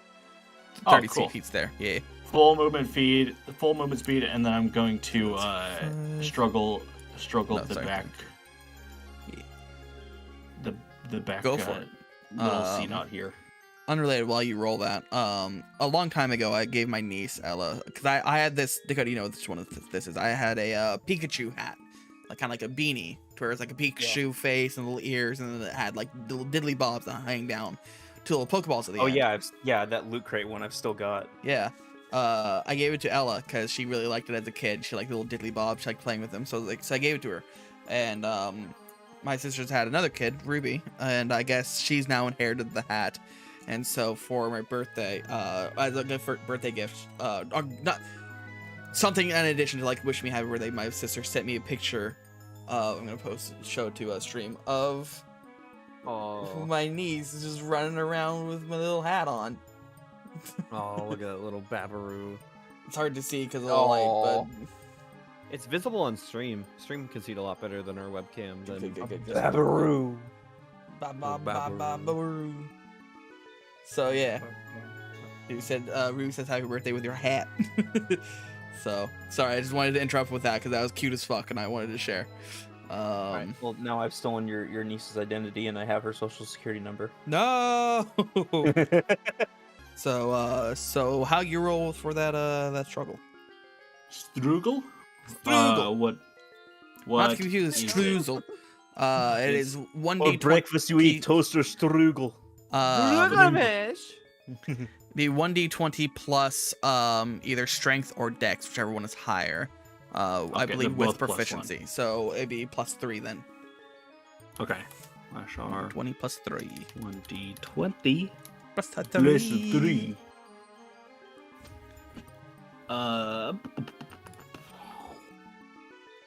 Bah!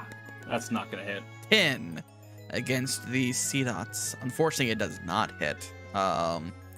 See the sea dot. You throw this rock at, and the sea dot kind of like leans forward so that it's like iron helmet just kind of ping pings off of it.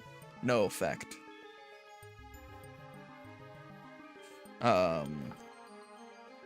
Does not care. Get it through your thick skull. So it comes to its turn, and it's going to step forward and kind of make sure that it's staying within Pixie since it's a one-on-one fight. Steps over to Biscuit. Kind of goes for like a like swings for Biscuit's face, and then like partway through as Biscuit goes to block, instead goes for a jab underneath as uses fake out.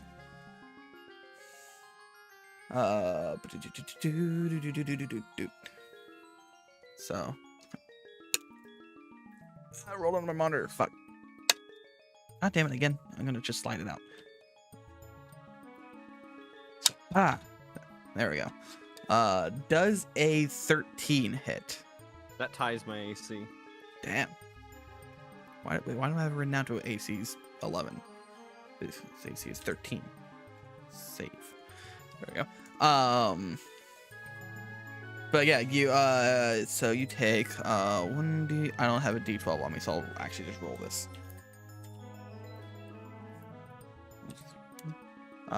You take 13 points of normal damage. God. A D12 for fake out? Mm-hmm. What kind of... That is... Jeez, these devs must have been really pissed some of their favorite moves were like. You don't think that's my favorite move? And it causes you to flinch because it hit. So not that. So we will use... That looks like a good flinch thing. So let me double check to make sure what flinch does. There we go. God, this okay. I don't need to loop this one. It's 10 hours long. I like to hope this one lasts 10 hours. But yeah. So flinched.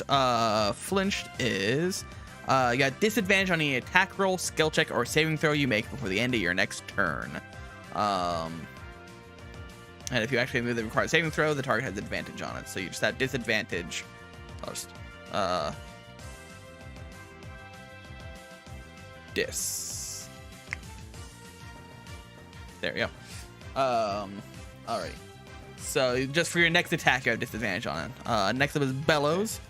Dylan kind of cocks his head back, says, "Not so tough now, are you, bear?" Huh? What? Yeah, you heard me. Bear. Didn't even take time to learn your fucking name. Biscuit was unconscious when they met. True. Oh boy, is Biscuit gonna shove Yuki into the pit or some shit? I swear to God. So he's going to how far can you move? Ooh, wow. Lartard does not have much speed. 5, 10, 15, 20. 5, 10, 15, 20. Gets to there. But it gets to there and looks out over over this and gives a solid leer to this one over here. So needs to make a wisdom saving throw.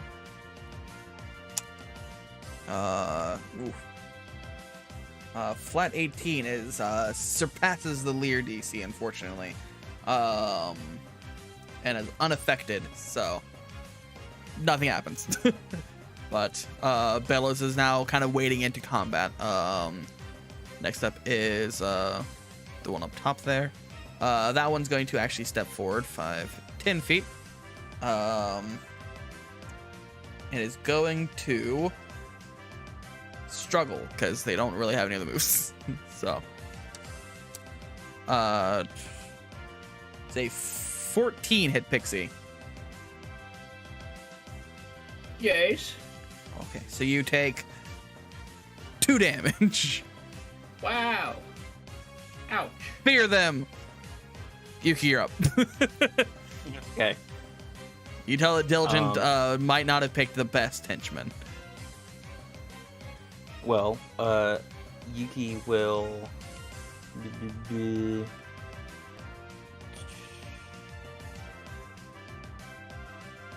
Yeah, sure. 25 and then 30.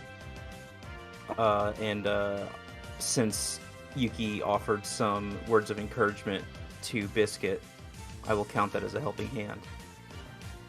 Okay. To give Biscuit that D6. And then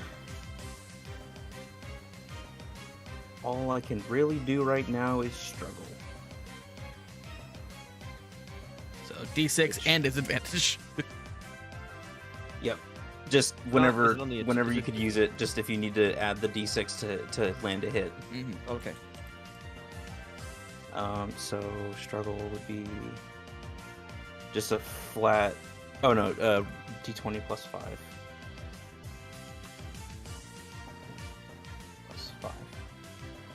Shit. Pin. Which one are you hitting? Oh, I was trying to hit the Zigzagoon, I think. Alrighty.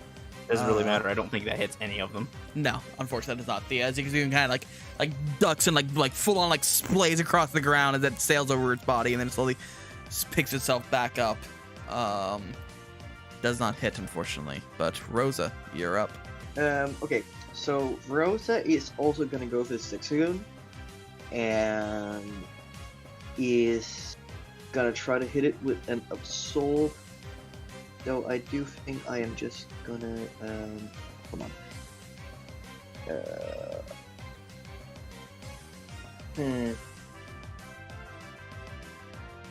Is it possible for me to like move out here, or is the cliff too far away? Yeah, it'll take it'll take for this square specifically. It'll take twice your movement to get up because you had to climb up this little rise. But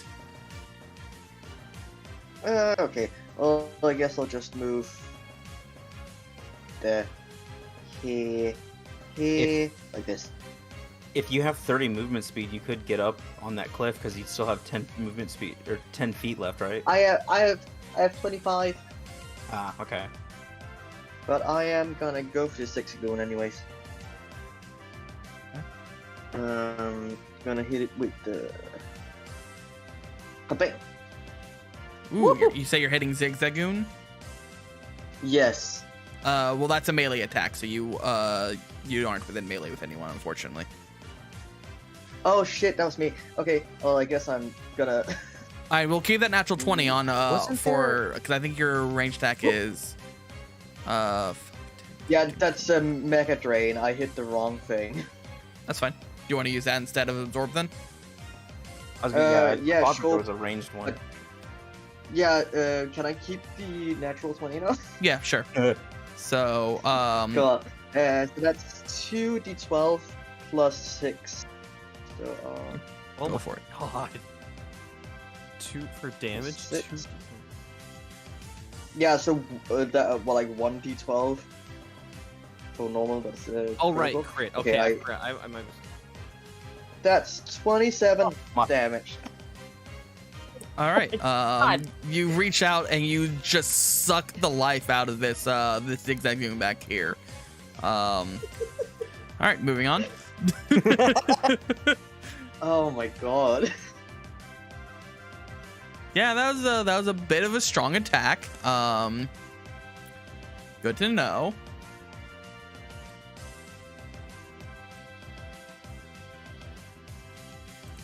Yeah, that's my turn. Yep. Sorry, I'm just checking something real quick. Did I have that wrong? Must be here then. There it is. Okay, fair enough. Never mind. Moving on. I was just checking something. So yeah. All right, moving on then. The skeleton back here's looking a little freaked out, so you just sucked the water out of the Zigzagoon. It's just a husk next to it. It's like, all right, cool. Going to avoid you. And instead of going 5, so I can actually 10. I don't need it. 15, I don't need it. 20. It's gonna go back here and try and hit Yuki with a struggle. So I don't suppose it's 7 hits, does it? Yo. You see it kind of kick up a rock at Yuki, but it lands about here and kind of skids a bit to the other Seedot's feet. Nothing happens. Sylvie, you're up. What you doing down there, bud? Ooh-wee, I'm just. Oh wait, I'm down here. Wait, I'm trying to get back wait. up. So wait, are there Pokemon that can't climb, or? Because I mean, you could use your movement to try and climb. Could I? Technically, as a hover, you can hover your maximum distance up. So because Sinistea has a hover speed of 20 feet. You can move in 20 feet in a direction. I will just say that if you're not currently over land, you start to slowly drift back down, just to make it not a super powerful thing. You can just fly wherever you want. So if Synesy gets to the ledge and they hover in a diagonal line, like up, then they just start floating slowly down. Yeah. Okay. Would you say it's like what, like 5-10 feet per turn? Probably, yeah. So you could use your action to dash, and you'd be able to move 40 feet, which would take you all the way to the rock itself. You go in a straight line. Do that. Let's do it. All right, go for it. Okay. Oh, I gotta switch back to this. You could even get as far as here because of how direct that line was. To where? To the one space left because of how direct that line was. You could get there and it's still 40 feet. I can't see because it's blocked by my thing. So, hit. Right. Oh yeah, you're right. You can. Yeah. Do it. Actually, you can get all the way over Oh, here. even there. You can get all the way over to here Wow. apparently. So, Do it. There. congratulations. Thanks. Now on stream, Sylvia is just hiding behind the turn tracker. That's fine. All right, can smell you. Fractal, you're up. Fractal, who is mad that one of these fucking acorns had the gall to throw a rock at her, Yep.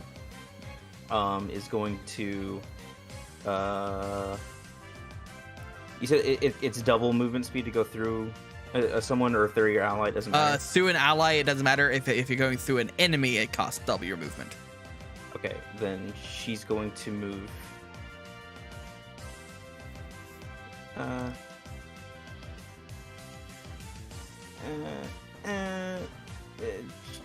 She'll move here.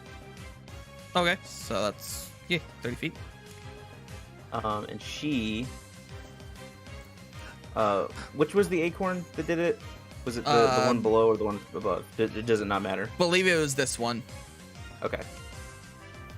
She is going to. Quick question: If you have more than one move that is a bonus action, can you use both of those bonus actions? No, the bonus and full action are distinct. Gotcha. I can double check on that, but I believe that is the rule. Can you use a bonus action as an action?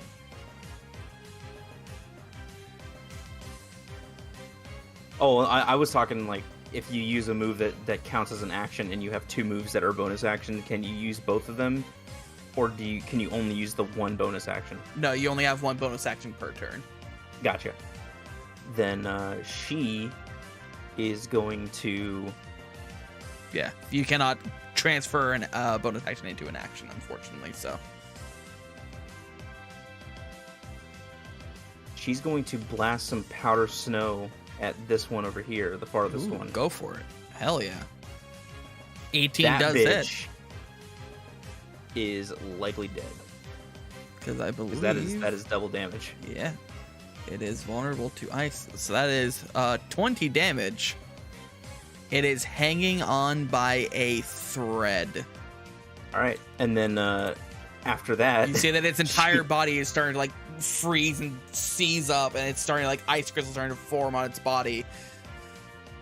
And it is... Oof, like a gentle breeze could knock it over and shatter it. And then after doing that much damage to its friend, she whips her head at the other one with a murderous glare, and it will be disadvantage. But she's gonna try to blast an ice shard as a bonus action right into its face. Ooh, go for it. That still hits. Oh my god. That definitely hits. It's 6 damage to this one. Good job. Damn. Fractal mad. Yeah, doing some work. So yeah, Fractal's out here knocking seeds. Wanders is up next. Knocking some nuts around. A. So. Fractal said "fuck you" in particular. Mm-hmm. Speed of 25, so 5, 10.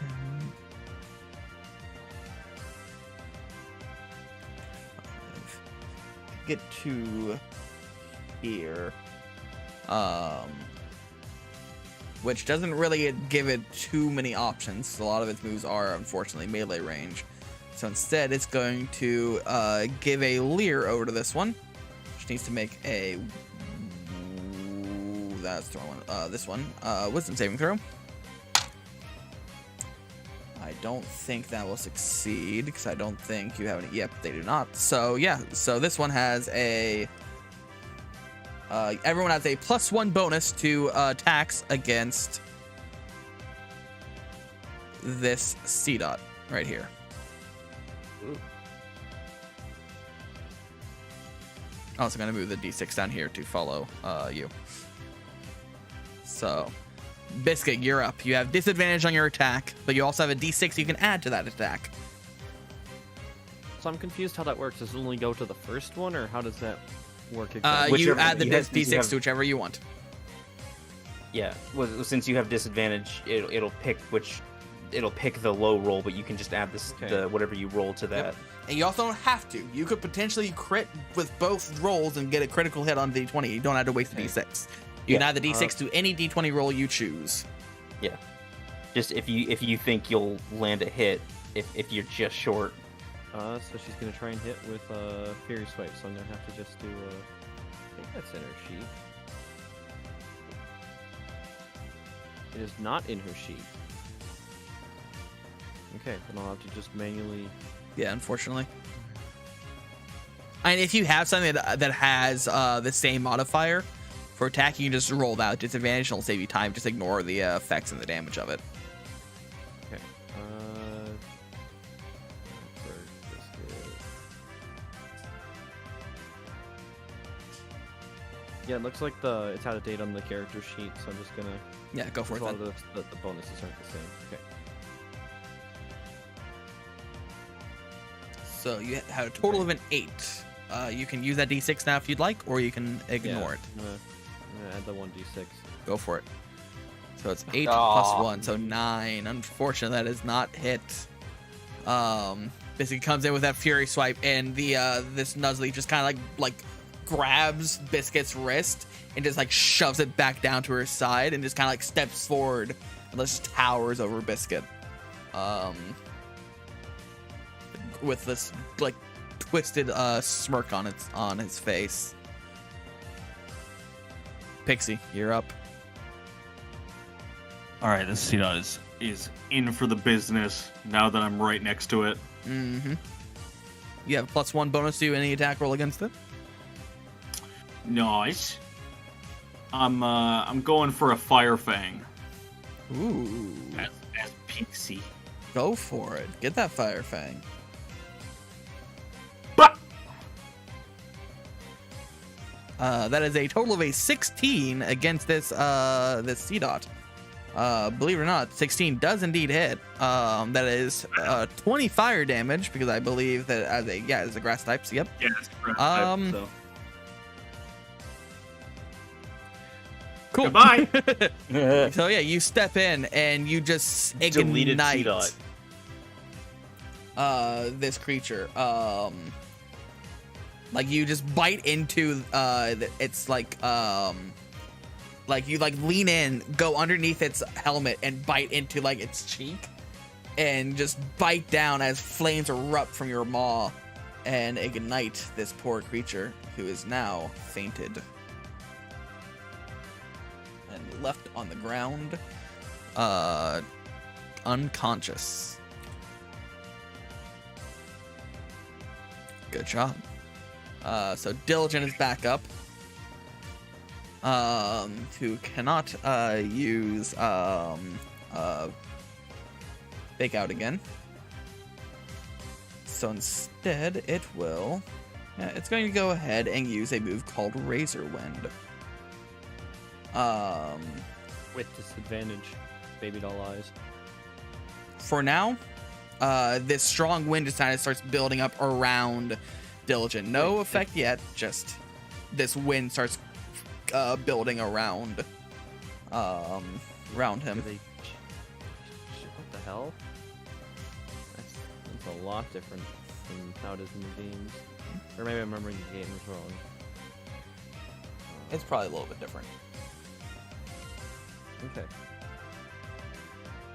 So yeah, that's all he does on his turn. In fact, actually no, before he does that, he's going to actually take a no, he's fine there. It's the 1-on-1, so no one else will fight him anyway. So he'll stay there and kind of just this wind starts kind of building up around him.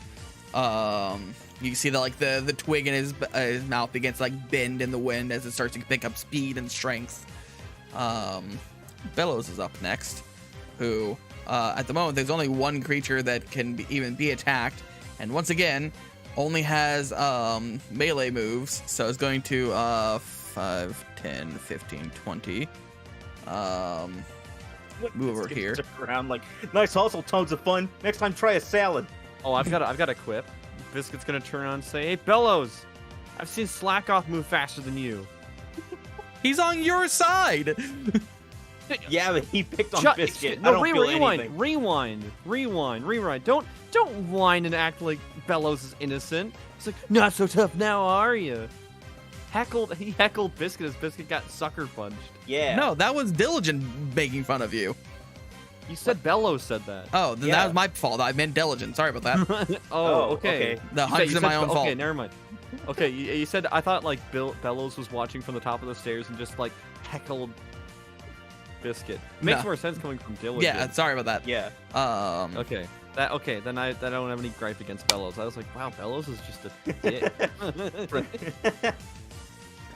You see that Bellows kind of takes this sash on his chest, pulls it out, grabs a rock and just uses a sling to sling it at this sea dot over here, and does hit and deals 3 damage. It only had 2 health left, so with a crack, the metal shell on the top of this nut head cracks and just falls unconscious. He said nut. Mm-hmm. Haha. Well, I wasn't expecting the All right, so Hey. Yuki, you're back up, but all threats aside from Diligent are gone, and Biscuit promised or challenged a 1-on-1. Do you adhere to that, or do you ignore it? I will adhere. But Yuki is gonna move into an advantage range to help out Biscuit with some confidence. That's all I'm doing is adding confidence to Biscuit, knowing that it has backup if should something go wrong. Okay, I will say that if, in order to actually provide that advantage, you'd have to be threatening, so you'd actually have to like basically engage in like, I am going to hit you if you move or if anything. Well, I'm in melee range, so if it moves out of my range, I can attack all I want. Okay, so you are breaking the 1-on-1 then.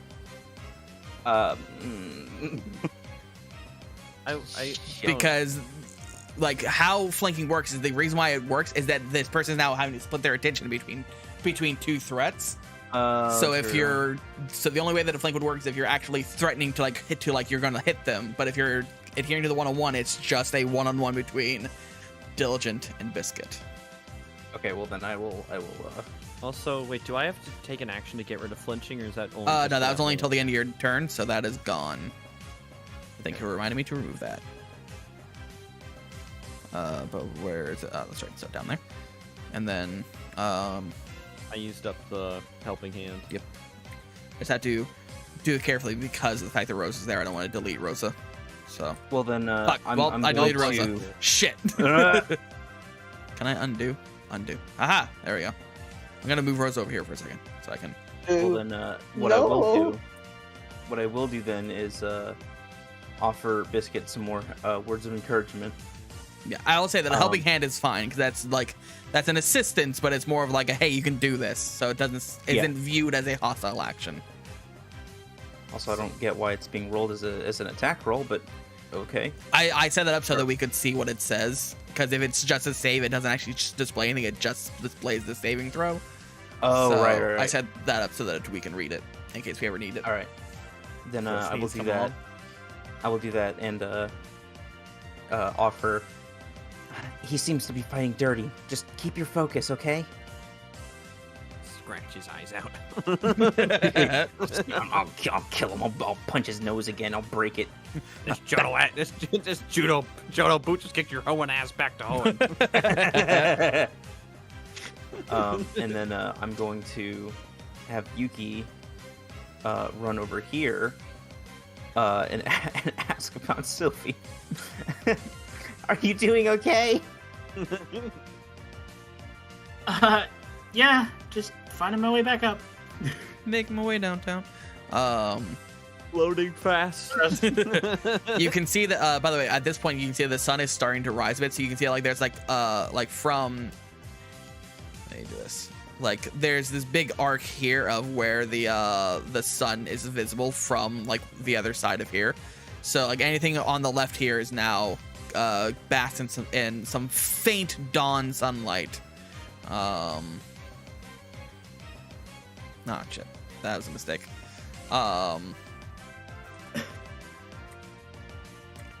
So you can see that Sylvia is still in the darkness of the shadow of the Valley of Death, of the of this wall over here, but the sun is beginning to rise.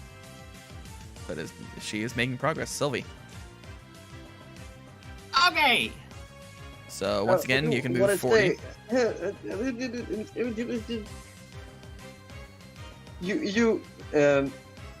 I do want to say Rosa was before Sylvie.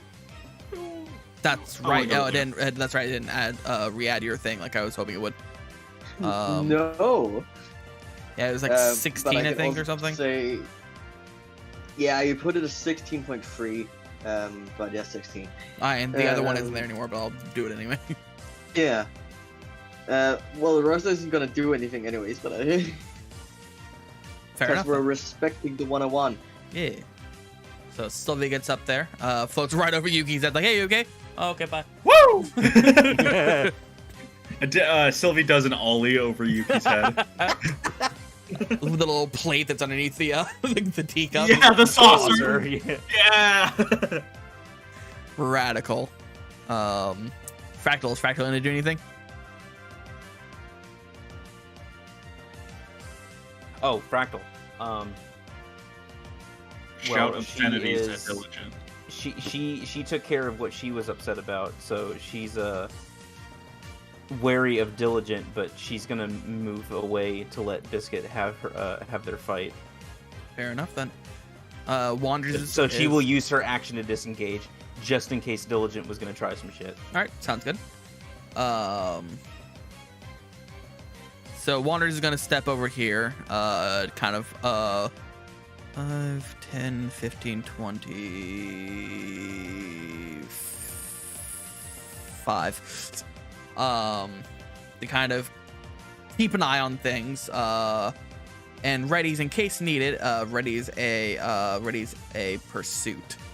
In case anything happens. So I'll go ahead and burn one of the pursuits.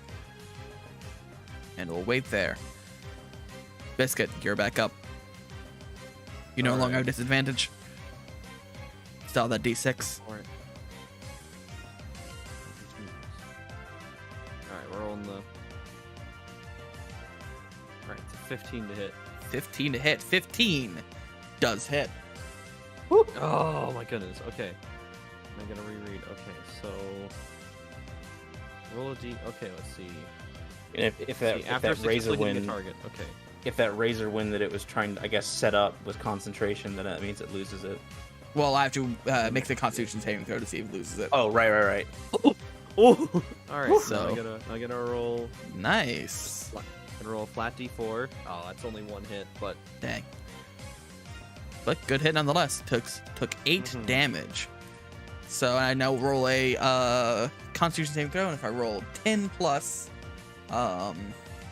then maintains concentration. So I rolled an 8 plus 2, so 10. So Constitution is maintained.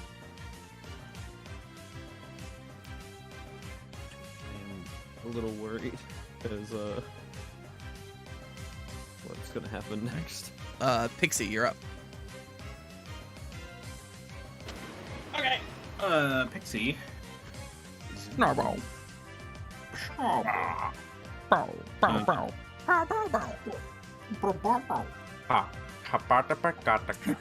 was going for Blue's Clues, but that works too. Pixie's just gonna move back by Fractal and give Biscuit and Diligent the space again. Alrighty, sounds good. Take a step back, make sure that they have plenty of room to get some whacking done. Comes back to Diligent's turn, who, because it has come to their turn, used an action to release Razor Wind. So, 20 feet. Have you recently read what Razor Wind does? What do you mean? Familiar with, like, how, like, the range of... I see you're measuring the range, but... Mhm. Oh, no. Oh my god. Yeah, so everything within 20 feet. So I believe, yeah, Yuki's the only one who's unaffected by this. Oh, good.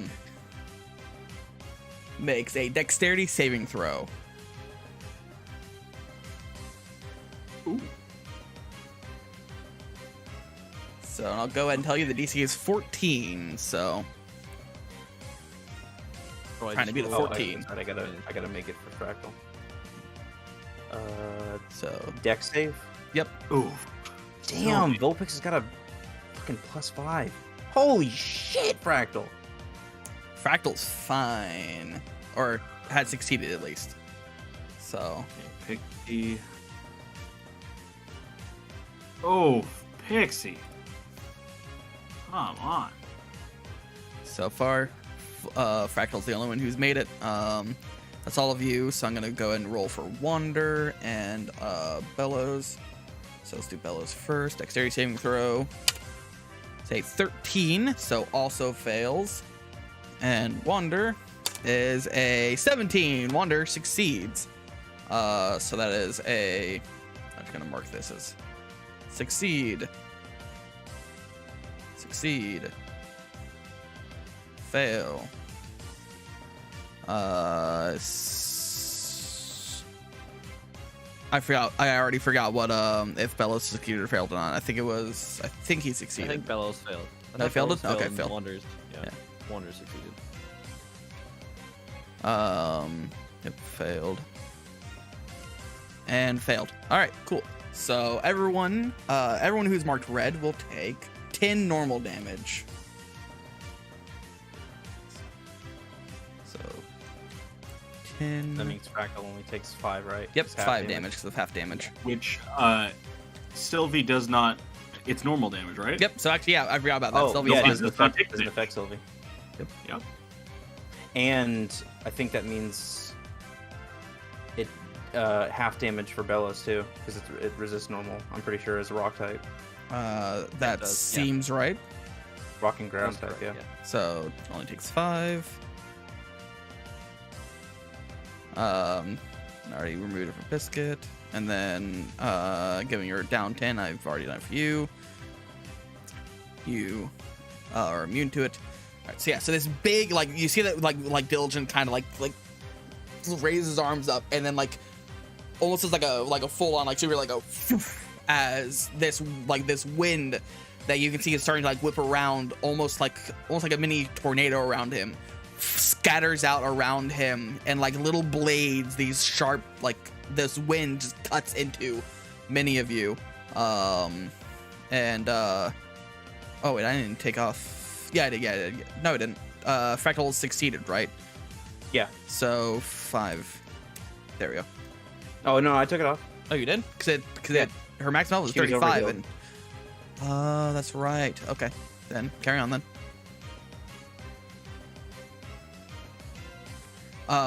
Fair enough then.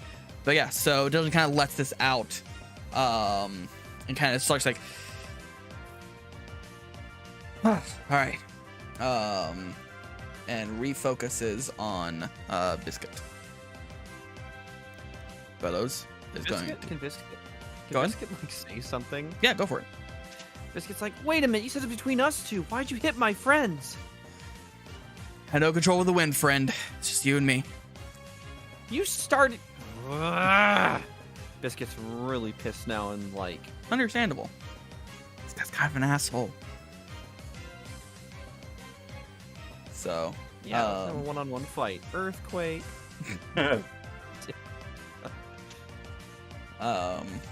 So let's see. Bellows will kind of look around at all of you and realize that he has an idea of something he could do, but he realizes that it would cause more harm than good.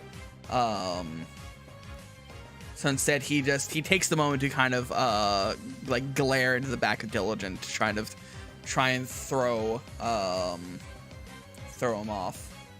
And then let me go ahead. Nope. All right. Bep kind of leers over in Diligent's direction and now has a +1 to hit. Move that a little bit away just so it's a little more obvious. +1 hit for the foreseeable future. Yuki, up to you. Oh, you use the D6, right? Yeah. So.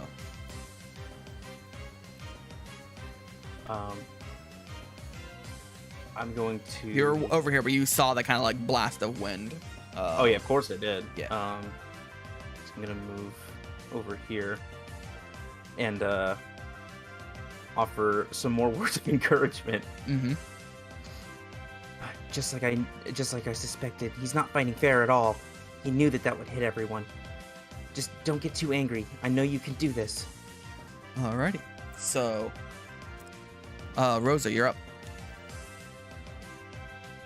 Yeah, well,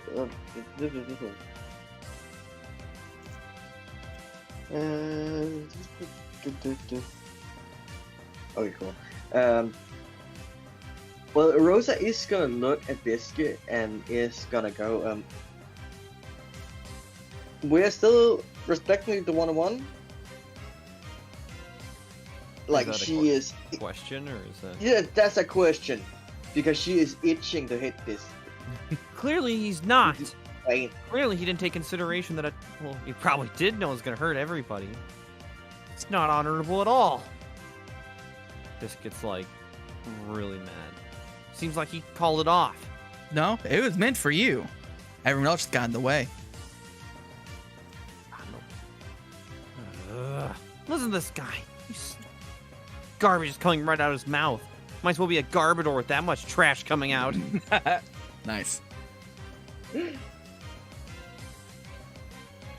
I really want to hit him. Do you want? I can roll persuasion if you want to. I think that sounds fair. I'll see if Biscuit roll persuasion. So are you trying to persuade Rosa to hit or not to hit? Yeah, 2 hit. All right. Biscuit's like trying to yeah. Need to roll very high for that. Just need to... Wait. You can move Rosa into a flank position.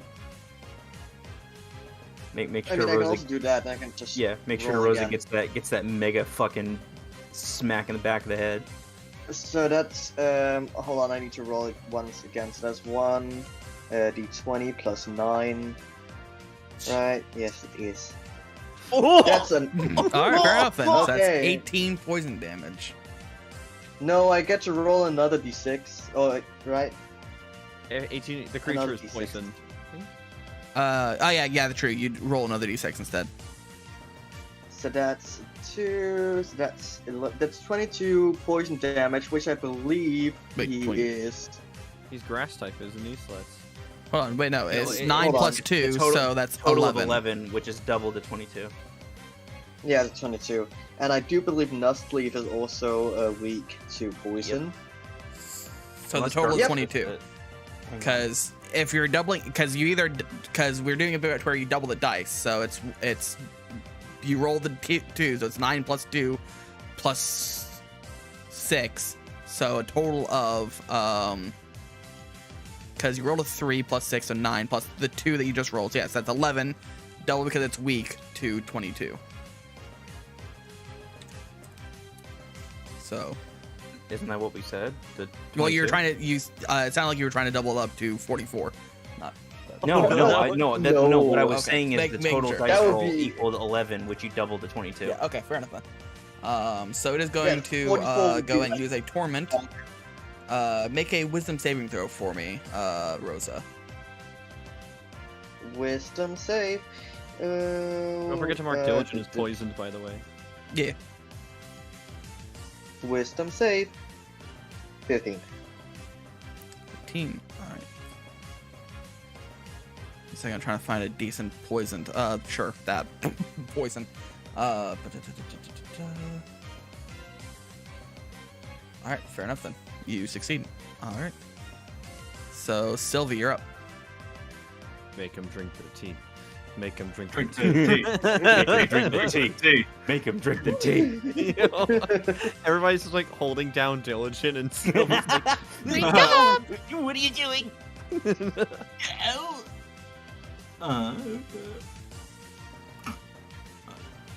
Okay.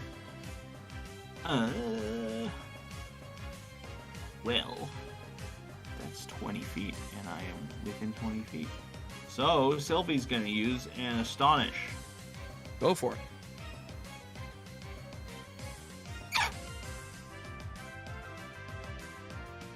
16 does hit. Yay. Takes 2 ghost damage. 'Cause it resists ghost.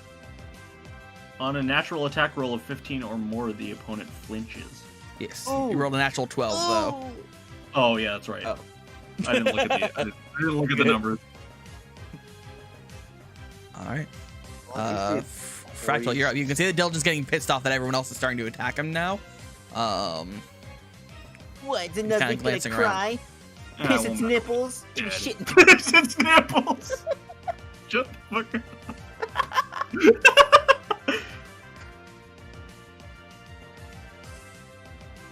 Carrying on.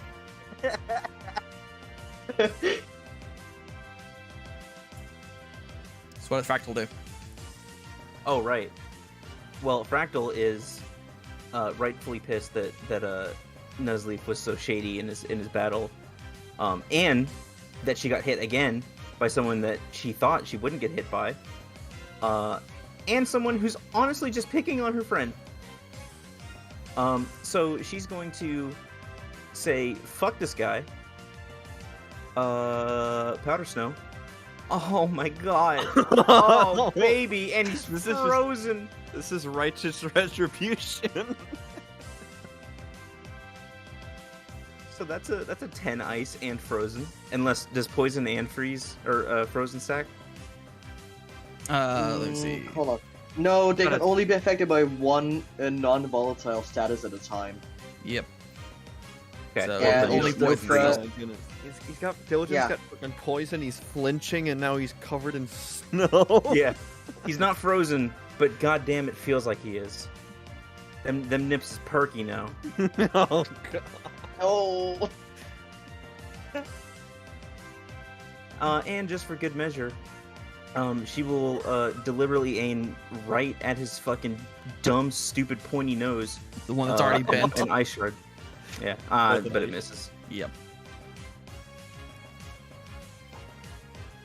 It lands like between his legs, like into the rock wall. Because Jimmy's got his back Embeds to a itself rock in the wall, right so now. he knows what he knows on top of the powder snow who he should be fearing. Yeah. Wonders comes in with a fury swipes and goes to dig in, and Diligent now kind of on high alert because he's getting real weak, slaps the claw away, and unfortunately it misses, but it comes back to you, Biscuit. Okay. So he's looking real rough. Slaps it away. What do you do? He just missed. Oh, Although wait, actually, speaking of, no, it already used his reaction. Never mind. Carry on. Biscuit's just gonna Gonna just go for one big scratch. Just Go for it. scratch and claw right across the chest. Give him a scar. Don't forget You you have have advantage. Oh, yeah, and You also have advantage. Mm-hmm. Ooh, you don't even need it. Wait. 23 does hit. Let's go and roll damage. Oh. Diligent is holding on by a thread. Pixie, you're up. Yes, Biscuit's gonna spit in his face. Oh, real mature. This dude's gonna get absolutely dominated. Oh yeah, Pixie has makes Almost everyone fucking let loose on this asshole. We just used beat up. We basically just used beat up where the whole party shows up and just beats. Yeah, you little dark type. You like playing dirty here? How about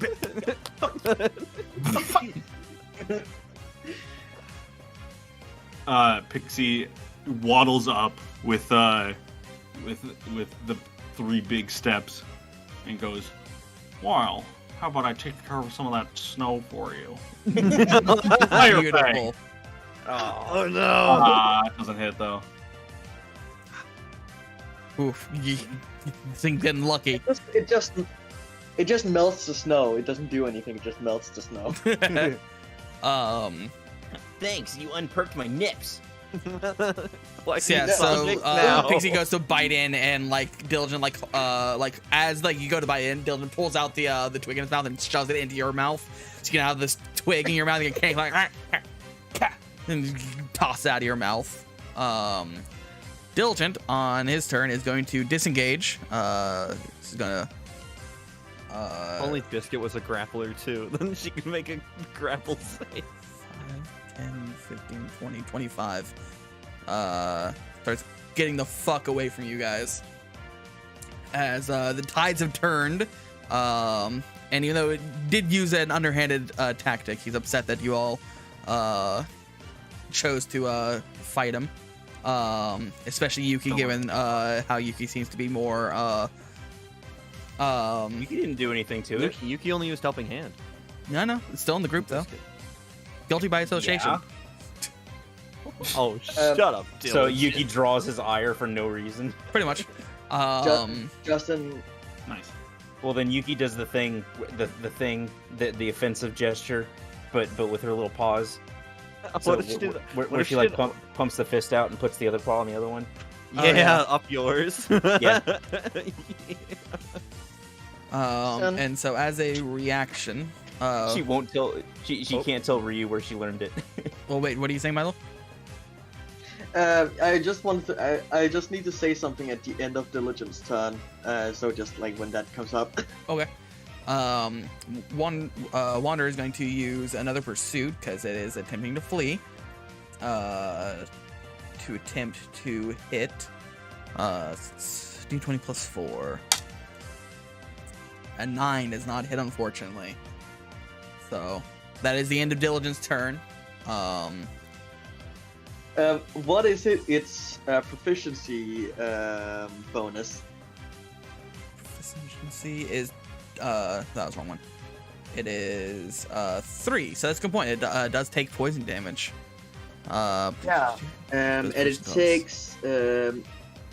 I can't see if it's poison type damage, or not. So it either takes 3 or 6 damage. If it's just poison damage, I think it takes it a flat damage. Yeah. It takes an amount of damage. make sense Yeah, it when doesn't it took specify double that it's poison or anything. Yeah. So it takes 3 damage. Diligent is just wrong number. There we go. Is just a speck on the wind right now, desperately trying to get away from all of you. Comes to Bellow's turn, which, since everyone else is attacking, gives Bellows a chance to attack. 10, 15. I believe that is within the 20 feet, so comes up to it. And Smacks it right in the nose. yeah, now that it has the ability to actually attack, it is going to use a bite. So Bite the nose. Bite the nose. maximum damage. Jeez. You see Billows run up like with this like vine around that it was using as a sling, like whips it out and it like wraps around Diligent's leg, and he pulls Diligent onto the ground and starts like pulling him up to him, just like pulling the rope until Diligent's underneath him, and he like he puts a foot on like the back of Diligent's head and just leans down and just bites into the back, like the base of Diligent's skull, and just twists, and Diligent is knocked out. Oh my! Yeah, 1 health left. So, Dude, he should have chomped on Good the fucking fuck that leaf, guy. bit a chunk out of it.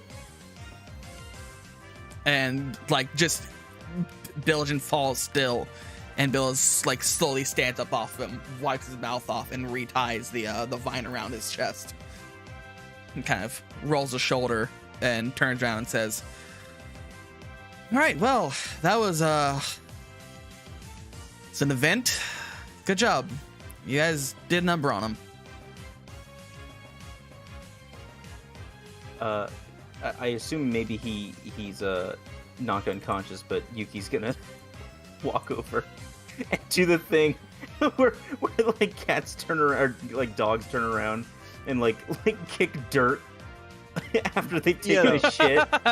Wow. So Yuki turns around and kicks dirt onto Nuzleaf, or onto Diligent, and just looks back. Remember when I said that smart Pokemon wouldn't bother with a huge group of other Pokemon? You get no response. He's unconscious. Didn't think so. Biscuit looks over at him and looks at the pit, back to Diligent, back to the pit. Jesus Christ. Sparta. Well, he wanted to be there. He wanted to find this place so bad, didn't he? What's everyone's passive perception for the record? Where is that on the Pokemon? It probably won't be on it, so just whatever. Take your perception bonus and add 10. If you're not proficient in perception, it's just your wisdom bonus plus 10. So since I'm proficient, it's 12. Alrighty. Sylvie's is 12. Pixie's is 9. Wow, Biscuit is the same as Burke. They're 11. It's 11 for Biscuit. Oh, Fractal's Yeah. 13. Rosa's is 10. Alrighty. Bella's is 9. And Zora is Wonder is 10. Alright, so Fractal and actually gave Biscuit bonus. I would have given you advantages, a +5 bonus to passive rolls. So that makes you 17. Fractal and Biscuit, because basically you were looking in the direction as this happens, talking about throwing this Nuzleaf over the pit. You do hear noise coming from the platform over here, as the sound of this battle seems to have woken something. As crawling from below this platform, kind of one leg over grabs onto a rock, another leg comes over and grabs, a third leg comes over and grabs like the side, as this red head kind of starts to emerge, these big purple eyes and this long horn. As Fractal and Biscuit, you're the only two that can that have noticed this at the moment, as a massive, like larger than it should be, creature begins to crawl itself out from underneath this platform that Sylvie at the time was unfortunately too far away and Dark Vision could not reach. The Ariados that was sleeping underneath this platform that has now been woken up and is crawling up over the platform towards all of you. And I think that's a good place to call it for tonight. Oh, what a cliffhanger. So I'm gonna go ahead and move this this D6 over right here over, just so that I'm gonna move you down so I can move this to keep it with Biscuit. This +1 is gone. So yeah, so we end the session with a big ass spider making its way towards you.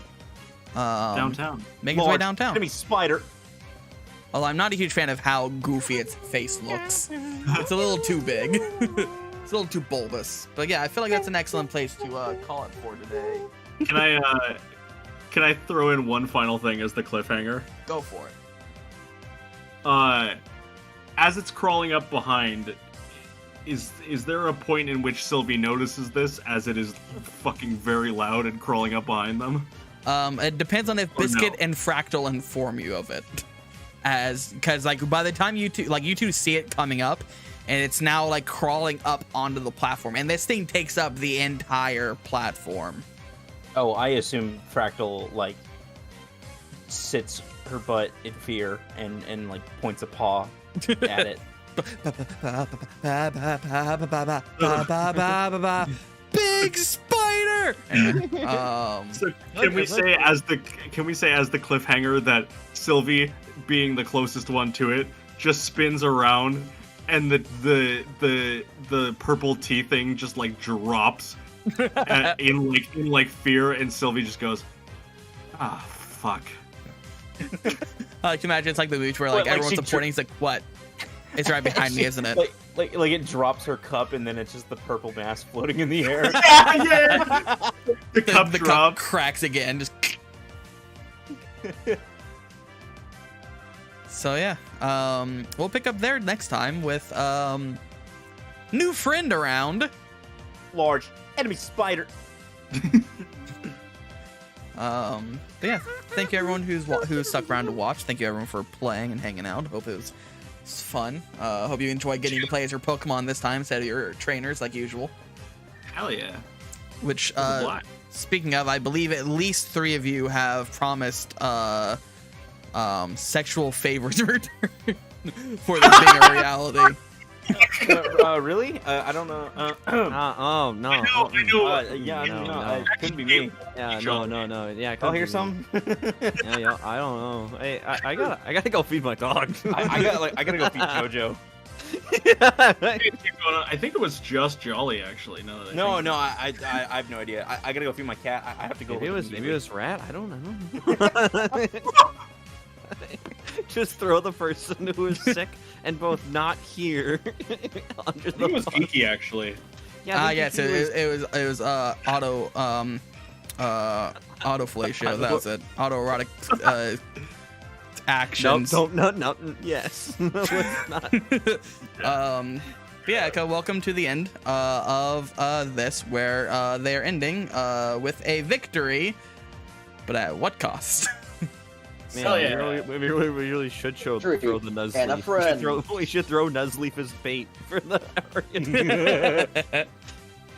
Nuzleaf's unconscious body.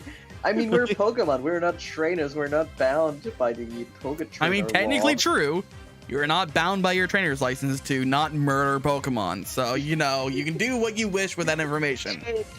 Biscuit really be like, this pitch empty. Yeet. I will say, if we were doing this as more like a traditional D&D campaign, you would have been playing as Pokemon instead of the trainers. I just figured it'd be more fun if you could have multiple Pokemon instead of just you're the one Pokemon. Absolutely.